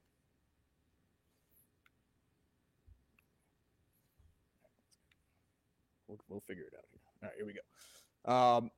So when I came into this district, the first thing I wanted to do is kind of get a lay of the land and understand like the landscape from a security standpoint. And the district already had some safety audits conducted by a third-party organization. Basically, these audits were done at the building level, and they identified strengths at the building level as well as things that we need to focus on. So I was able to review those and sort of prioritize what we need to tackle and just create that list from there. One of the things that the district already established prior to me taking this position was having secured vestibules, which basically that means when a visitor comes to a school, they have to be let into the main entrance. And then if they want to gain access further into the school, whether it's into the school itself or into the office, they have to be let in with office staff again. This is great because it makes a secured vestibule. However, we have a visitor management system that screens visitors, which basically means that if a visitor comes to visit our school, they have to provide identification or any sort of ID, and then go through our visitor management system, which essentially screens them to ensure that they are not any sort of offender list. This currently is happening inside of our offices past the secured vestibule, which doesn't really make a lot of sense, but we have solutions for this because after we implemented the secured vestibules, we started investigating into a kiosk solution, which is a self-service kiosk that happens in the vestibule itself. That information gets routed so visitors can get screened in a safe, secure manner away from staff, students, and then they are let in once they are screened. And we are currently piloting that at Byrd Elementary and Grove. And so far, feedback from staff has been positive, and the data that we were looking for is moving in the right direction. So we're hopeful to expand that here to the rest of our buildings here at District 59. We are reviewing our SRO programming, which is currently in the early stages. We're in the first year, currently only evaluating our program with Grove. And we're also investigating our options for intergovernmental agreements with our municipalities. This is a unique district that serves multiple municipalities all throughout our district. Currently, there is no sort of agreement in place with our municipalities, our police department specifically, as to how information is shared. Typically, if there's some sort of incident that arises, this information is typically shared in good faith with the understanding that this information is needed or critical for law enforcement or vice versa. A lot of districts now are moving to these agreements, which clearly outlines how information is shared and the procedures that follow that. So we are looking into that and identifying a solid agreement and having early discussions with our police partners that serve District 59. And relationship building is one of the biggest parts of school safety. School safety touches essentially everybody, all stakeholders. We're talking students, staff, parents, teachers, everybody, leadership, the public in general, our first responders. And a position like mine, really being visible and being available for all those stakeholders is very important. So it's my mission in collaboration with the team here to ensure that I'm out there visiting the schools, I'm making connections with our municipalities, ensuring that Everybody has a say in school safety because it's not a one-person job. School safety really takes everybody. Everybody plays a role and everybody has a part. So building those relationships is extremely important. Like I said, I already had some information as an SRO, knowing, I worked with multiple different school districts, private and parochial, when I was an SRO, and just understanding kind of what's happening throughout our area. I really already knew that 59 had some good things going, but when I started here, I really saw that there was already a strong culture of safety that existed. This was evident. I've already done some staff trainings here for our administrators and some of our office staff. And you can just tell staff is here eager to learn, and they ask questions. They want to expand on our safety and security initiatives, and that makes me happy because that's what I signed up for, and that's what I love doing. Effective process and procedures are already in place here, and I mean we definitely can expand and build upon those, and that's why I'm excited to be in this position. But just in my short time here, I've already saw some of these processes be effective, and we were able to respond and identify situations and address them effectively. Some areas of focus that we need to work on, as I mentioned, we have multiple municipalities that we work with throughout our district. Strengthening those police partnerships is going to be essential. We need to do that across the district for those villages that have multiple schools or those ones that have one or two. It's going to be critical that we strengthen these partnerships, and we are in the phases of doing that, communicating with these police departments to understand how they can best support us, how we can support them, and we want all our schools to have direct points of contact with first responders. So if an incident was to arise, maybe it doesn't justify a 911 call, but they can have someone they can contact, and they can solve some issues that they're dealing with. Additionally, for collaborative efforts, we want to have a joint sort of a standpoint with our municipalities. And then staff training is another one. Being that this is an educational institution, teachers are usually spending most of the time teaching. As staff, administrators are most of the time running buildings, so getting essential training can be challenging. However, here at the district level, we are finding solutions to ensure that our staff is getting the essential training that they need.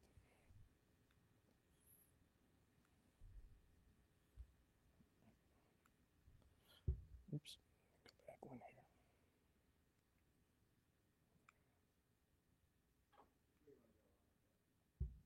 here. Forward. There you go. Go back one. Did I miss that one? All right, right there. So current areas of focus, as I mentioned, the visitor management, I already kind of spoke on that. We're piloting the kiosk. We're looking to expand that. Our school resource officer program, currently in the development phase with Mount Prospect, discussing how they can implement an SRO for us and what that's going to look like. Setting a timeline for Des Plaines. We're in the very, very early stages of having those discussions with Des Plaines, seeing how they can support our SRO program. And then evaluating our program with Elk Grove. We're in the first year of the SRO program with Elk Grove Village. I served as an SRO for a long time. It was one of the best jobs I ever had. And so I have a really good understanding of how an SRO should operate within a school building. Currently, we have an SRO in our school, and we just want to ensure that our SROs are operating in that fashion. Obviously, having police in the building strengthens our security, strengthens our safety within the building, but school resource officers do so much more than that. They serve as a valuable resource for our students, our staff, and a liaison to our families as well. So we want to ensure that our SROs are encompassing all of that and not just one aspect. So we are placing tools in place to ensure that we have the right people in place, and we're going to hopefully expand that throughout the whole district. And one thing is the standard response protocol. We are really focusing on that. We are hoping to implement that and roll that out before the beginning of next school year. And a little bit about the standard response protocol. It basically is going to revamp our emergency procedures. It simplifies our language and ensures that everybody has an understanding when an emergency occurs, if an emergency occurs. The language that we use, the procedures that we have is shared amongst everybody. That includes our first responders, that includes our staff, our parents, because right now, a lot of districts are doing a lot of different things. That makes it very confusing for first responders as to what exactly is happening in the building. For example, if a school calls a lockdown versus a soft lockdown, this can be very confusing. The SRP clears that up and makes very little room for confusion, and we're excited to roll that out and get our staff trained up, our students trained up, and communicate that information to our families as well. And then reunification review is just strengthening our reunification process, streamlining that process, and hopefully we're looking to kind of create some sort of task force with District 21 because we have this partnership as a reunification task force and we're in the early stages of doing that as well. Can you explain what reunification is? Reunification? Yeah, sure. So a reunification is if there was an incident to occur where students had to leave the building and they're not returning to that building for sure. Typically, if it was in some sort of incident that, not like not like if there was a gas leak or something like that, it'd have to be more serious incident that happened at the school, and we have to reunify those students with their parents.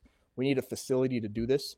Currently, we use our own facilities to do this. We're looking to kind of change that process and look into other facilities where students aren't at, where we can safely transport students to there and have a process in reunifying them. The reason I say we want to create a task force for that is because it'd be very challenging to conduct a reunification within our own school district without assistance, because our school district is going to be impacted in that event. Creating a task force, what that would do would, let's say we already have this partnership with 21. Let's say we have a reunification task force. If our community or if our school district was impacted, individuals from District 21 who have not been impacted can help facilitate our reunification. So just a little bit about that. It goes more into details, but that's just on the surface level of what a reunification is. It's a very specific process. Everybody has assigned roles, so there needs to be very in-depth training to facilitate a reunification. And then areas of focus is just training our administrators, leadership teams, and emergencies. So basically, what that means is everybody has assigned roles when there is an emergency. It's called incident command structure. We are getting our staff trained up over the summer on ICS. Our staff will be certified, incident command ICS certified, and this will just give them a better understanding. If an incident was to arise in one of our buildings, one of our schools, everybody would know their assigned roles, their duties. Currently, people do understand that. We're just going to expand on that and reiterate some of that information. And again, we're just talking about reunification process. We're going to ensure that if we do establish a reunification task force, or whatever our plan ends up being for reunification, that all our staff is appropriately trained and understands their roles and responsibilities. And then part of the SRP is ensuring, as I mentioned, that our students understand what the SRP is, the Standard Response Protocol, and that our families understand what it is too. I think that's all I got. I'd be happy to answer any questions from the board. Sure. For things like the Standard Response Protocol, that's not just us as a district. It's communicating with our neighboring districts, with the high schools, that sort of thing, right? Are we trying to sort of get everybody on the same page? Yeah, exactly. Yeah. So many states have already mandated that the SRP is just that's what everybody does. I can't say for sure Illinois is going to jump on board with that, but a lot of people are dropping what they're doing, a lot of districts, and going to the SRP. I can tell you right now that the districts in the area are doing that. District 21 they've already implemented it. This is their second year essentially doing it, and they've rolled it out. And there's other neighboring districts that are doing it as well. So what that will do is, yes, it will ensure that, because if there was an incident to occur, unfortunate incident at a school, not only Elk Grove is going to respond. You're going to have all bunch of jurisdictions responding to that school. So if everybody understands that language, understands what's happening, it's going to make for a more safer environment. Everybody's going to be on the same page, essentially. So, Mr. Malik, didn't catch. How long are you with our district so far? 2 months.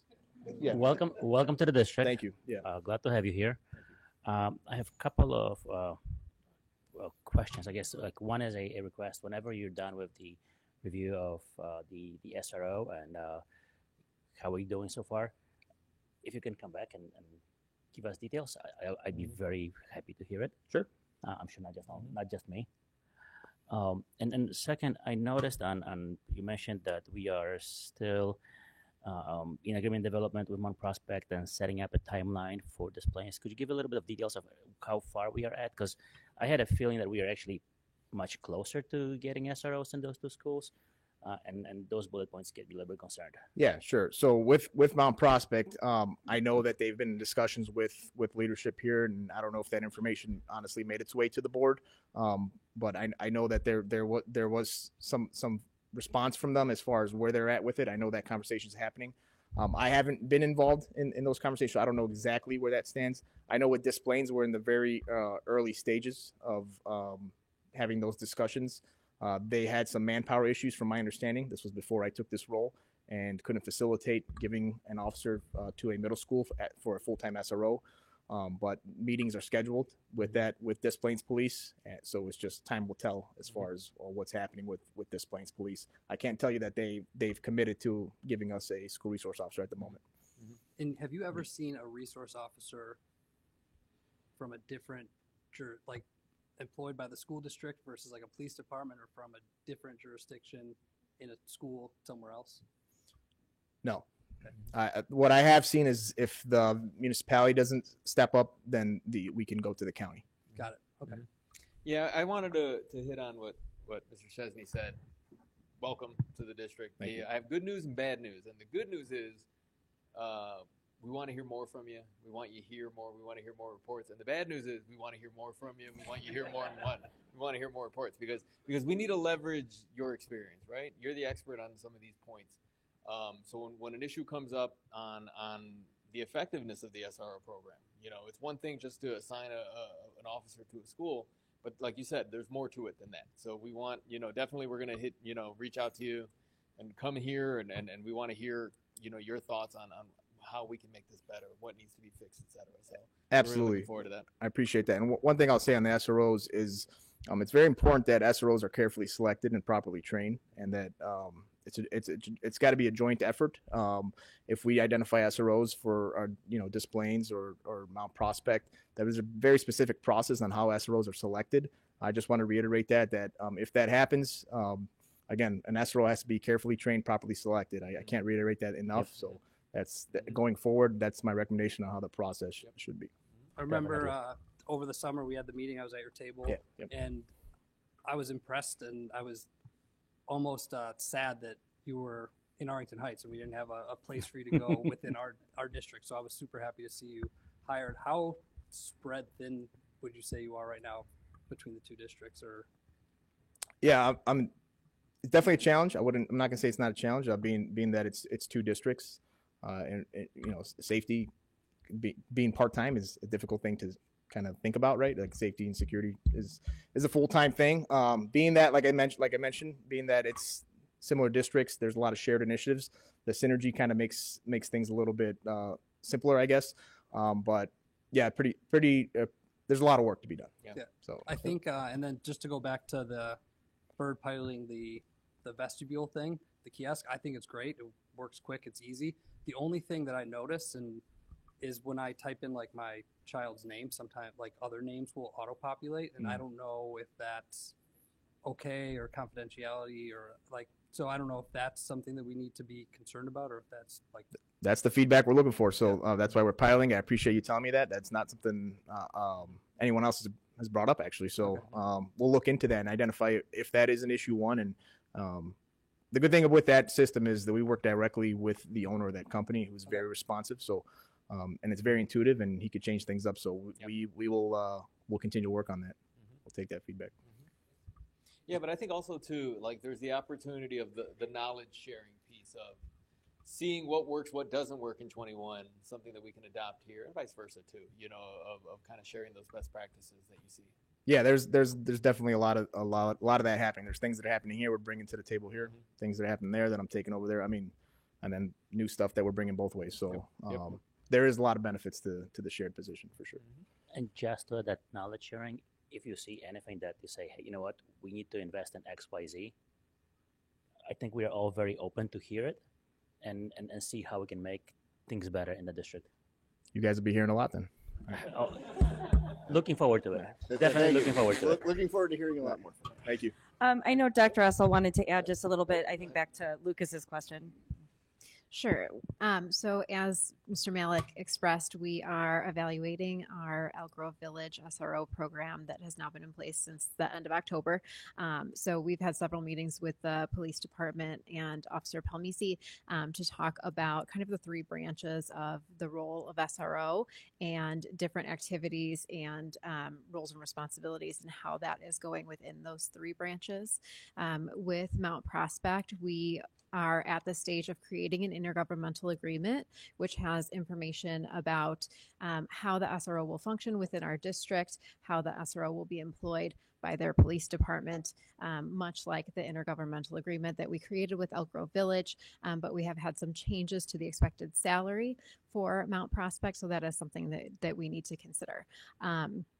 And as far as Des Plaines goes, I have reached out. We've had some initial conversations much earlier in the year. Mr. Malik has now reached out, and we're hoping to have a meeting on the books very soon with them to find out what their timelines are, what their staffing looks like, and what they think that they can provide for our district realistically going forward. Sorry, one more completely unrelated to that. And you don't have to respond today, but one thing that I've been reading a lot about, seeing a lot, is cell phone free campuses, in terms of kids not having their, especially in junior highs, not having like cell phones during passing periods, not having their cell phones on or out during lunch periods. So I just want to bring it up for everybody to think about. I think some countries are mandating, I think in the UK, no cell phones in school. So I think it's something that we should look a little bit more into. Thank you, and thank you again. Thank you very much.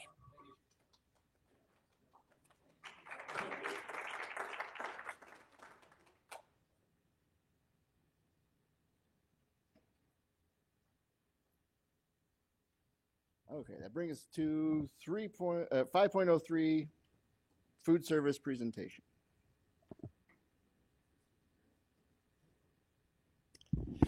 Dr. Bresnahan and members of the board, I'd like to introduce you to Stacy Manuel here. Stacy is our expert when it comes to food service. She's been with the district for how many years now? 16. 16 years. So if you don't mind, if we go through the slides, and then can you hold questions for after the fact just so she can go through it, we can discuss. All right, thank you. All right, well, Dr. Bresnahan, it's Can we? green, doesn't it I'm need sorry. to be Can we green? ask for because I know that the audio online is very poor. If we can just speak closer to the mic, it's going to be a lot easier for people watching. Yeah. Thank you. Sure. Is that better?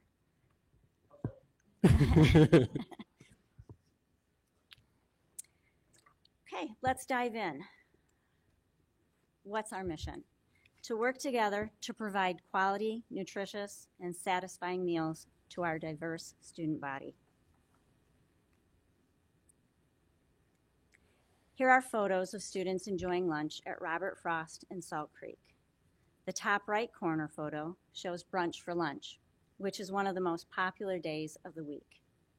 In fact, I have to tell you, more often than not, when I get calls from parents, it's usually about how to deal with the fact that even though their student brought lunch from home, they still went through the line and bought a school lunch. And students aren't the only ones that like school lunch. We also have district staff with meal accounts. Food Service Management Company. So who is the food service management team? It's Erica, Lisa, Julie, 16 dedicated kitchen staff at the Wheeling Commissary, 45 food service staff in our schools. These food service professionals hold sanitation licenses or food handler certificates. Every year they complete mandated civil rights and food safety training, as well as additional professional training hours. For Erica, Lisa, Julie, and I, the state requires an additional 12 hours of professional training each year, and the food servers an additional 6 hours each year.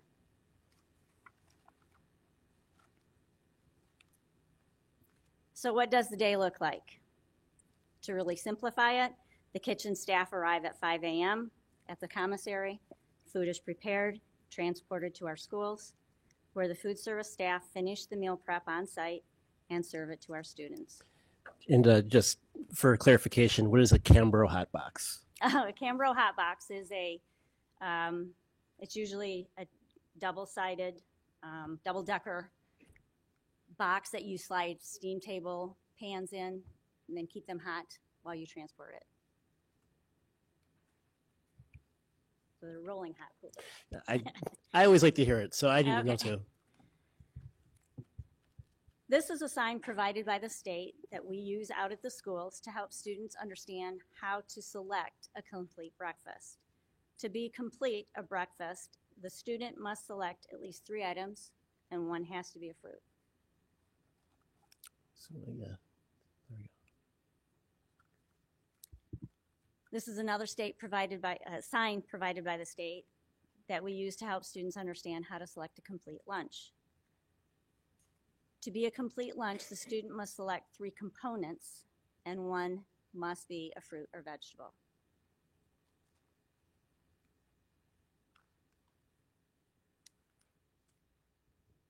Meal pattern food quantities are based on grade groups, K through 5, 6 through 8, 9 through 12, or K through 8. As allowed by the state, District 59 uses the K through 8 grade group to have the same serving sizes for all students. This enables us to move food from one school to another if ever needed. And just to reemphasize the importance of discussing about kitchens and ovens, that would allow more flexibility for having sizable meals. So when we are discussing this information with Wold, the architect firm for the buildings, this has come up, and it is something that is on our radar.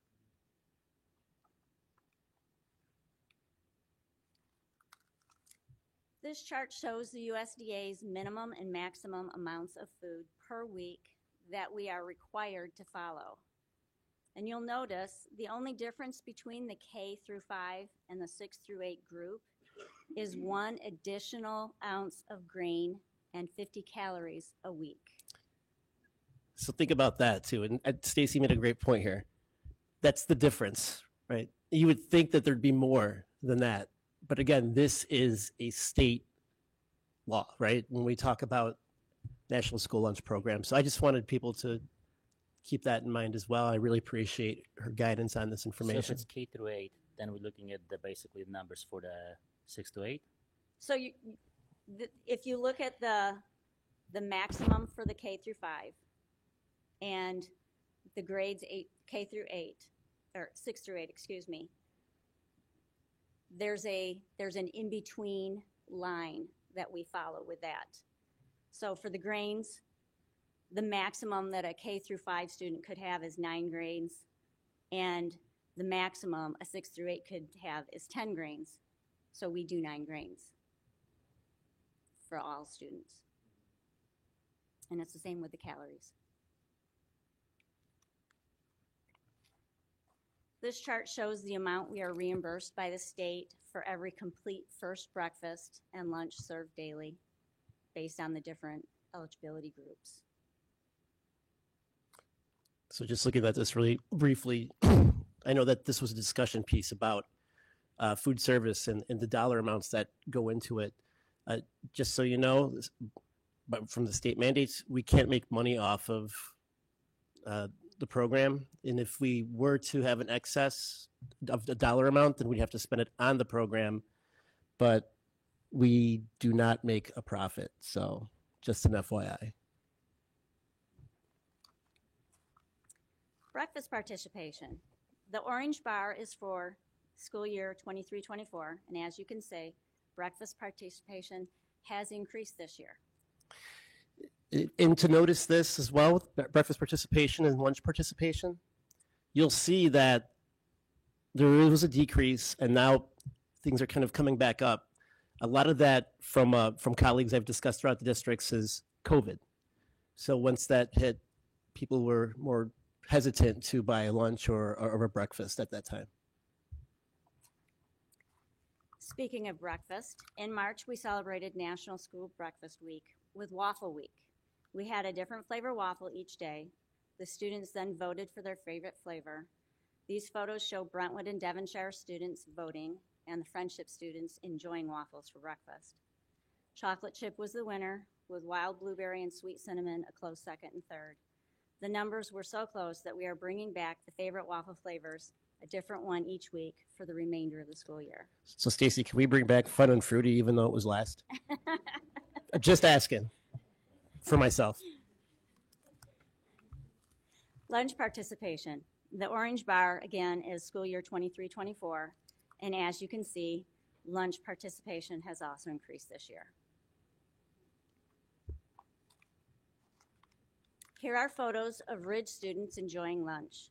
The bottom right photo is a great example of a student's tray with a complete meal.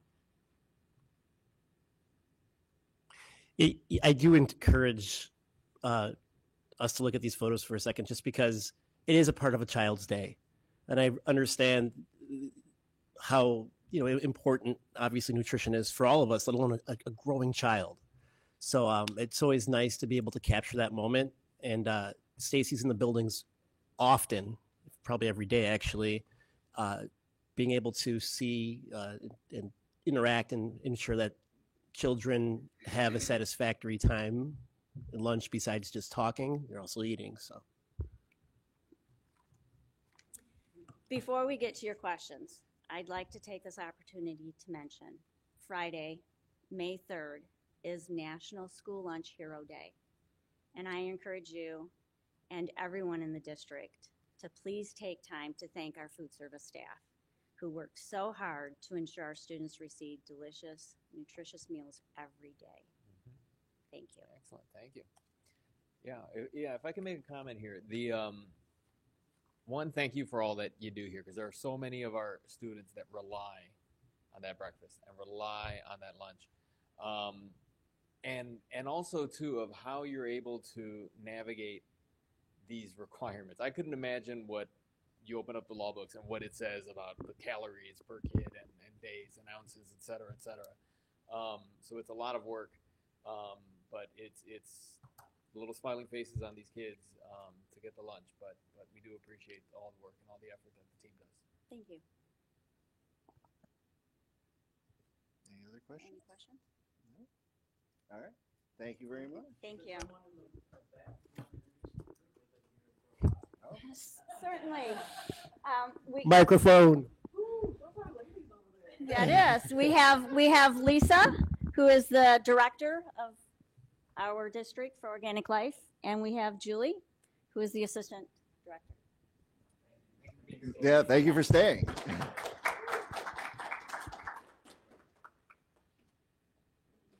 All right, that moves us on to item number 5.04, FOIA request. The district has not received any FOIA requests since the last report to the board. Thank you. So moving on to 6.0, the consent agenda. Well, before I get a motion, does any board member wish to have an item removed from the consent agenda? If not, then I'll get a motion. I will make the motion. Be it resolved on the 8th day of April 2024, the Community Consolidated School District 59 Board of Education approved the consent agenda as presented and amended as follows. 6.01, approval of minutes prior meeting. 6.02, disbursements resolution. 6.03, acceptance of financial reports. 6.04, acceptance of recommendations, human resources report. 6.05, approval to destroy 18-month-old or older closed session recordings. And I will second. Any discussion? If not, let's do a roll call vote. Johnson? Aye. Mencia, aye. Sager? Aye. Chesney? Aye. Zach? Aye. Eddie? Aye. Espino, absent. All right, moving on, 7.0, a bunch of action items, many of which, or all of which have been previously discussed, except for, I believe, the appreciations and closing date, which we'll just get to briefly here. So starting with 7.01, approval of the 24-25 E-rate purchase cycle. I can make that motion.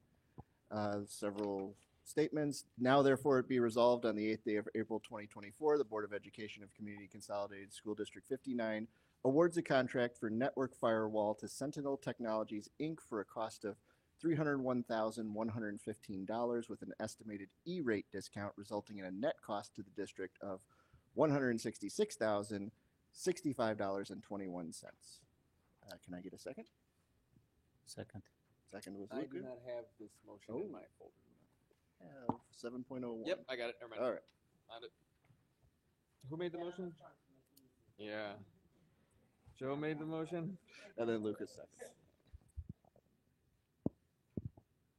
All right. We doing roll call? Yep, roll call. Mencia, aye. Sager? Aye. Chesney? Aye. Zach? Aye. Eddie? Aye. Spino, absent. Johnson? Aye. All right, 7.02, if somebody can pull it up on the screen and zoom in a little, please. Can I get a motion on approval of the 24-25 school year pay bus fee? I'll So make the moved. motion. No, somebody read it. You gotta read it. You gotta actually read it. You should have to It's a read short it. one. It's like 2 sentences. Go ahead, ladies. Oh, be it resolved that on the 8th day of April 2024, the Community Consolidated School District 59 Board of Education established the 2024-25 school year pay bus fee at $525, which is flat compared to the 2023-24 school year. Second. That means there's no increase, correct? Yes. Any discussion?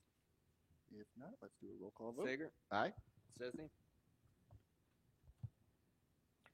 Aye. Zach. Aye. Eddie. Aye. Espino absent. Johnson. Aye. Mencia. Aye. All right, that moves us on to 7.03, approval of the maintenance vehicles bids. I'm gonna just read it for. I'll make the motion. Okay, thank you. Where right there. Whereas bids were opened on February 23rd, 2024 for the purchase of 2 vehicles. Whereas 2 bids were received and the recommendation is Friendly Ford, 33 East Irving Park Road, Roselle, for $151,523.88. Now therefore be it resolved on the 8th day of April, 2024, the Board of Education of Community Consolidated School District 59 award the bid for vehicles to Friendly Ford and Roselle for $151,523.88. Second is TR. Any discussion on the vehicles? All right, let's do a roll call. Chesney. Aye. Zach. Aye. Eddie. Aye. Espino absent. Johnson. Aye. Mencia. Aye. Sager. Aye. And the motion passes. I should be saying that after everyone. But... Okay, I want to read this one. So this is yearly school closing date. My kids are very interested in it, so I'm going to read it. Now, therefore, be it resolved on the 8th day of April 2024, the Community Consolidated School District 59 Board of Education approves the final school calendar for the 23-24 school year based on the following 176 school attendance days and 4 institute days. Be it further resolved that the last day of attendance for students and staff will be May 31st, 2024. Can I get a second? I'll second. All right, any discussion? If not, let's vote. We are at Zach. Aye. Eddie. Aye. Espino absent. Johnson. Aye. Mencia. Aye. Sager. Aye. Chesney. Aye. And the motion passes. Moving on, 7.05, Proclamation for Volunteer Appreciation Week. I'll do it. I'll make the motion now. Therefore, be it resolved that April 15th through 19th, 2024 is hereby proclaimed Public School Volunteer Appreciation Week within Community Consolidated School District 59 in recognition of the contributions made by volunteers working throughout our school district during the 2023-2024 school year for the benefit of students, staff, and our community. Approved this 8th day of April 2024. I will second that. And before there's any discussion, I would just like to thank all our volunteers in all of our schools. You have meaningful impacts on the lives of our students and our families, and we greatly appreciate. I know it's a late hour and we're rushing through a bunch of consent agenda or not approvals, and thank you, thank you, thank you. We truly appreciate the work you do. Roll call. Eddie. Aye. Espino absent. Johnson. Aye. Mencia. Aye. Sager. Aye. Chesney. Aye. Zach. Aye. And the motion passes.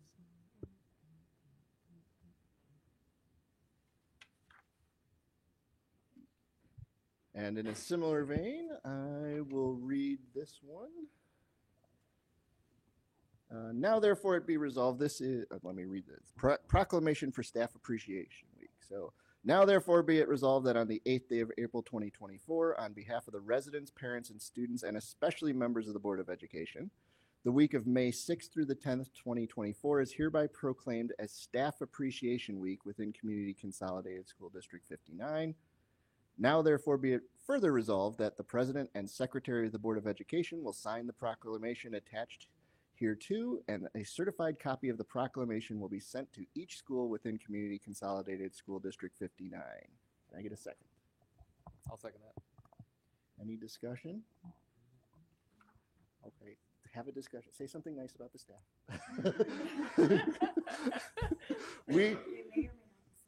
Yeah, I was gonna say there's a bunch of them right there looking at us, and several of them online, I'm sure. So thank you to all of our staff members and all of our buildings across the entire district. We truly appreciate everything you do for your kids. We know all the hard work you put in.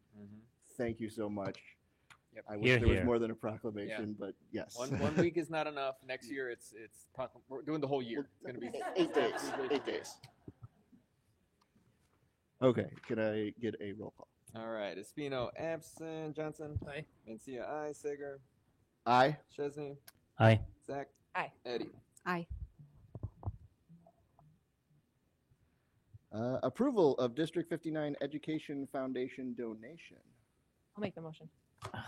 Come on. Be it resolved that on the 8th day of April 2024, the Community Consolidated School District 59 Board of Education approves the donation from the District 59 Education Foundation to the Empowerment Fund, Grove Junior High, Holmes Junior High, Administration Center, and Early Learning Center totaling $2,554.30. Be it further resolved that the superintendent shall communicate to the District 59 Education Foundation in writing expressing the appreciation of the members of the Board of Education. Donation shall be listed in the official minutes of this meeting. Second. Can we get some discussion? I think just briefly, I want to thank the Educational Foundation for their generosity. This isn't the first time that we've had this come across our agendas, and they are always so generous, and they spread out the wealth amongst all of us students in our district and have a great impact. But we really appreciate the work that they do. Yeah, we should do like a year in review because these come up all the time throughout the year. Let's kind of see total for the school year. They've helped us out. They've helped the district out by X amounts that have gone to Y. As board members, we have access to that spreadsheet, but if we could put a celebration together, just scroll it up on the big screen and say thank you so much and total it all up, it would be great. I missed her. Is that all our discussion? So if so, let's get a roll call. Eddie. Aye. Espino absent. Johnson. Aye. Mencia, aye. Sager. Aye. Chesney. Aye. Zach. Aye. Yay. Okay, I would like to do this one. so- No, my turn. No, I really want to do this one because I was at the meeting where we discussed this with the Mount Prospect Park Well, District. then next time, don't hug all of the motions. You can Come say it. on. I was. Can I, please. Fine, fine. Be it resolved that on the 8th day of April 2024, the Community Consolidated School District 59 Board of Education approves the usage intergovernmental agreement with Mount Prospect Park District and Community Consolidated School District number 59 as presented. Second. Thank you.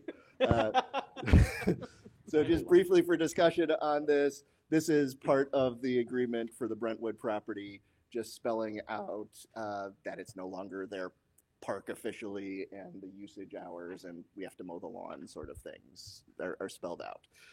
So do you have any more comment on that?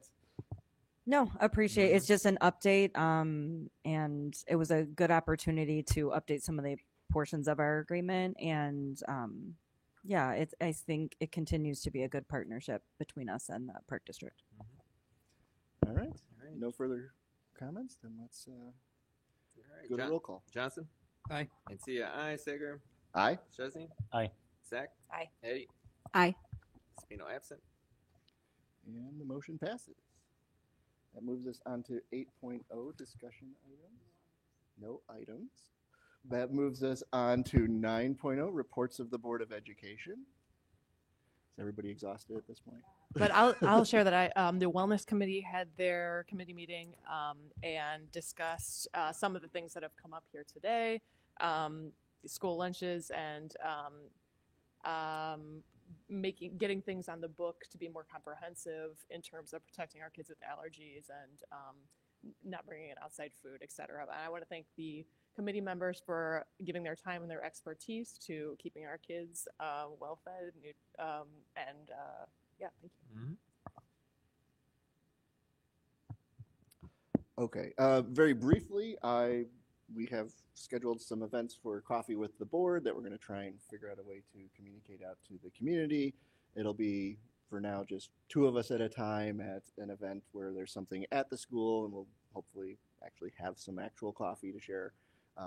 During my trial run, it was not good coffee, so I made 30 cups of it, and it was all gone at the end of the day. So I will say it was appreciated by parents, but I don't know how much. Additional items I just wanted to discuss really quickly with the Board of Education was, has anybody thought about maybe moving meeting dates in the future? Instead far of as Mondays, going to Tuesdays? It gives the SLT an extra day to prepare and gets us further along. Yeah, Day doesn't matter? I like the Tuesday date. I was mentioning earlier before the meeting started that I tend to read all my school board stuff on the weekend, and then I'm firing off emails on the weekend, and I don't like the SLT responding on the weekend. So that at least gives the extra day to review and prep and everything. And plus, it's Monday, guys. It's Monday, so I think that's kind of my 2 cents. I mean, look at Lucas. It's Monday. I mean, I actually prefer Mondays because I cannot do Tuesdays. Okay. How about Thursdays? Oh, I can't do Thursday. How about Wednesdays? Does anybody do Wednesdays? Board meetings? Wednesday is my downtown day, but I could potentially make it back in time. Wednesdays is a possibility. Maybe I'll just talk to each of you individually. And then as far as 6 p.m. closed session, do we want closed sessions to go at the end, or do we still want to keep 6 p.m. closed session, or move? I am torn because I miss the 6 p.m. meeting start dates, but I like the closed session before the meeting. Okay, so we have to. But then that would be like a 5 o'clock closed session, which is going to be very difficult for a lot of folks. But we don't have closed session every time, I guess. But I guess if we started, let me restart. I like starting the meetings at 6 versus 7, because right now it would be 8:24, not 9:24 if we started a little earlier. But some days we would have closed session. I guess the trade-off would be having closed session after the meetings. I wonder, do the meetings actually end any earlier? If we don't have closed session, the meeting would end much earlier. No, but in practice, does it? Because it used to be 6 o'clock. I feel like we kind of like use up the time that everybody gets tired at 10, whether you start at 7 or 6, right? Yeah. So I don't know, is it actually any faster? I'd be curious to look back. I'm asking it rhetorically. We can look back and see. I think it probably would be. I think the meetings were longer a year or two ago. Like we were here longer hours. But the I think there's other ways to make them. My point is, I think there's other ways to make the meeting shorter. And then I don't know, for families trying to get here to comment and all that stuff, if 6 o'clock. I know it was hard trying to get here by 6. That's just my opinion. Yeah. I mean, if we change it back, honestly, for me that would be like, okay, fine, I cannot do Wednesdays at that point, right? So I like the way we have it structured right now. The time wise, I mean, I'm flexible to potentially like figure something out with my work to be here Wednesday, even though it's my downtown day. Yeah. Right. But then if we on top of it change hours, that becomes challenging, and that seconds it also is challenging for the parents. Yeah. Right. Okay. I think then priority-wise, the day is more important. Actually, we have to have our schedule typed. I've been reminded we have to have the schedule typed up because we have to approve it next meeting. So if we keep the same time, 6 o'clock, closed session, 7 p.m. start, are Wednesdays possible for everybody? Is that something we are interested in doing? I'm seeing lots of nods. Yeah, Wednesday Wednesday. works for SLT and everybody.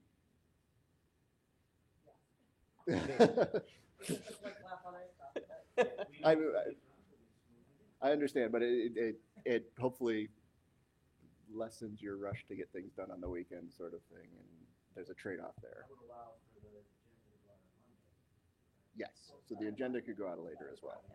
Which that's a big difference. Being able to have that additional time would be helpful. Yeah, so if that's preferred, I think what we'll do is we'll work on a Wednesday schedule.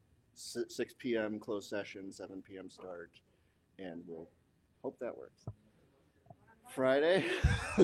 That's asking a lot. I mean, does Friday include happy hour? Yeah. Good point. I'm sorry, say again? Jokes aside, we're being Let's recorded. That consider- was a joke. That's what I'm hoping. Okay. Start at 6, closed session. On the books, if we don't need it, we would just start at 7. Okay. Sorry to have to have that discussion this late at night. We also need to check with Mrs. Espino as well. Yes, we will follow up as well. Let's see, reports to the Board of Education. So informational items, committee of the whole meeting was scheduled the same day as graduation ceremony for Grove, I believe, or one of the junior highs.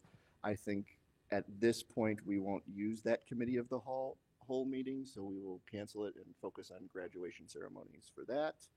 There's also a sign-up link there for board members to attend the 8th grade graduation ceremonies. I'm going to try to make it to all of them, and we hopefully will get a few minutes for a board member to speak at each one. Is that possible? There's been a lot of people are asking for the Yeah, board that's, members. I'm hearing A lot of big people are asking. requests for it.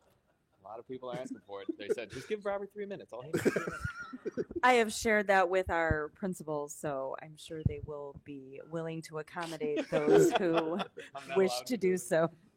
All right. Thank you. Any other new items that we should discuss? If not, I think we should go back into closed session to finish up a few items that we didn't get through earlier. So we are going to, I will make the motion that we return to closed session for I guess you need to give a time, 9:13 p.m. for the That's not the discussion. time. My clock is wrong on my tech folks. My clock is wrong on my laptop.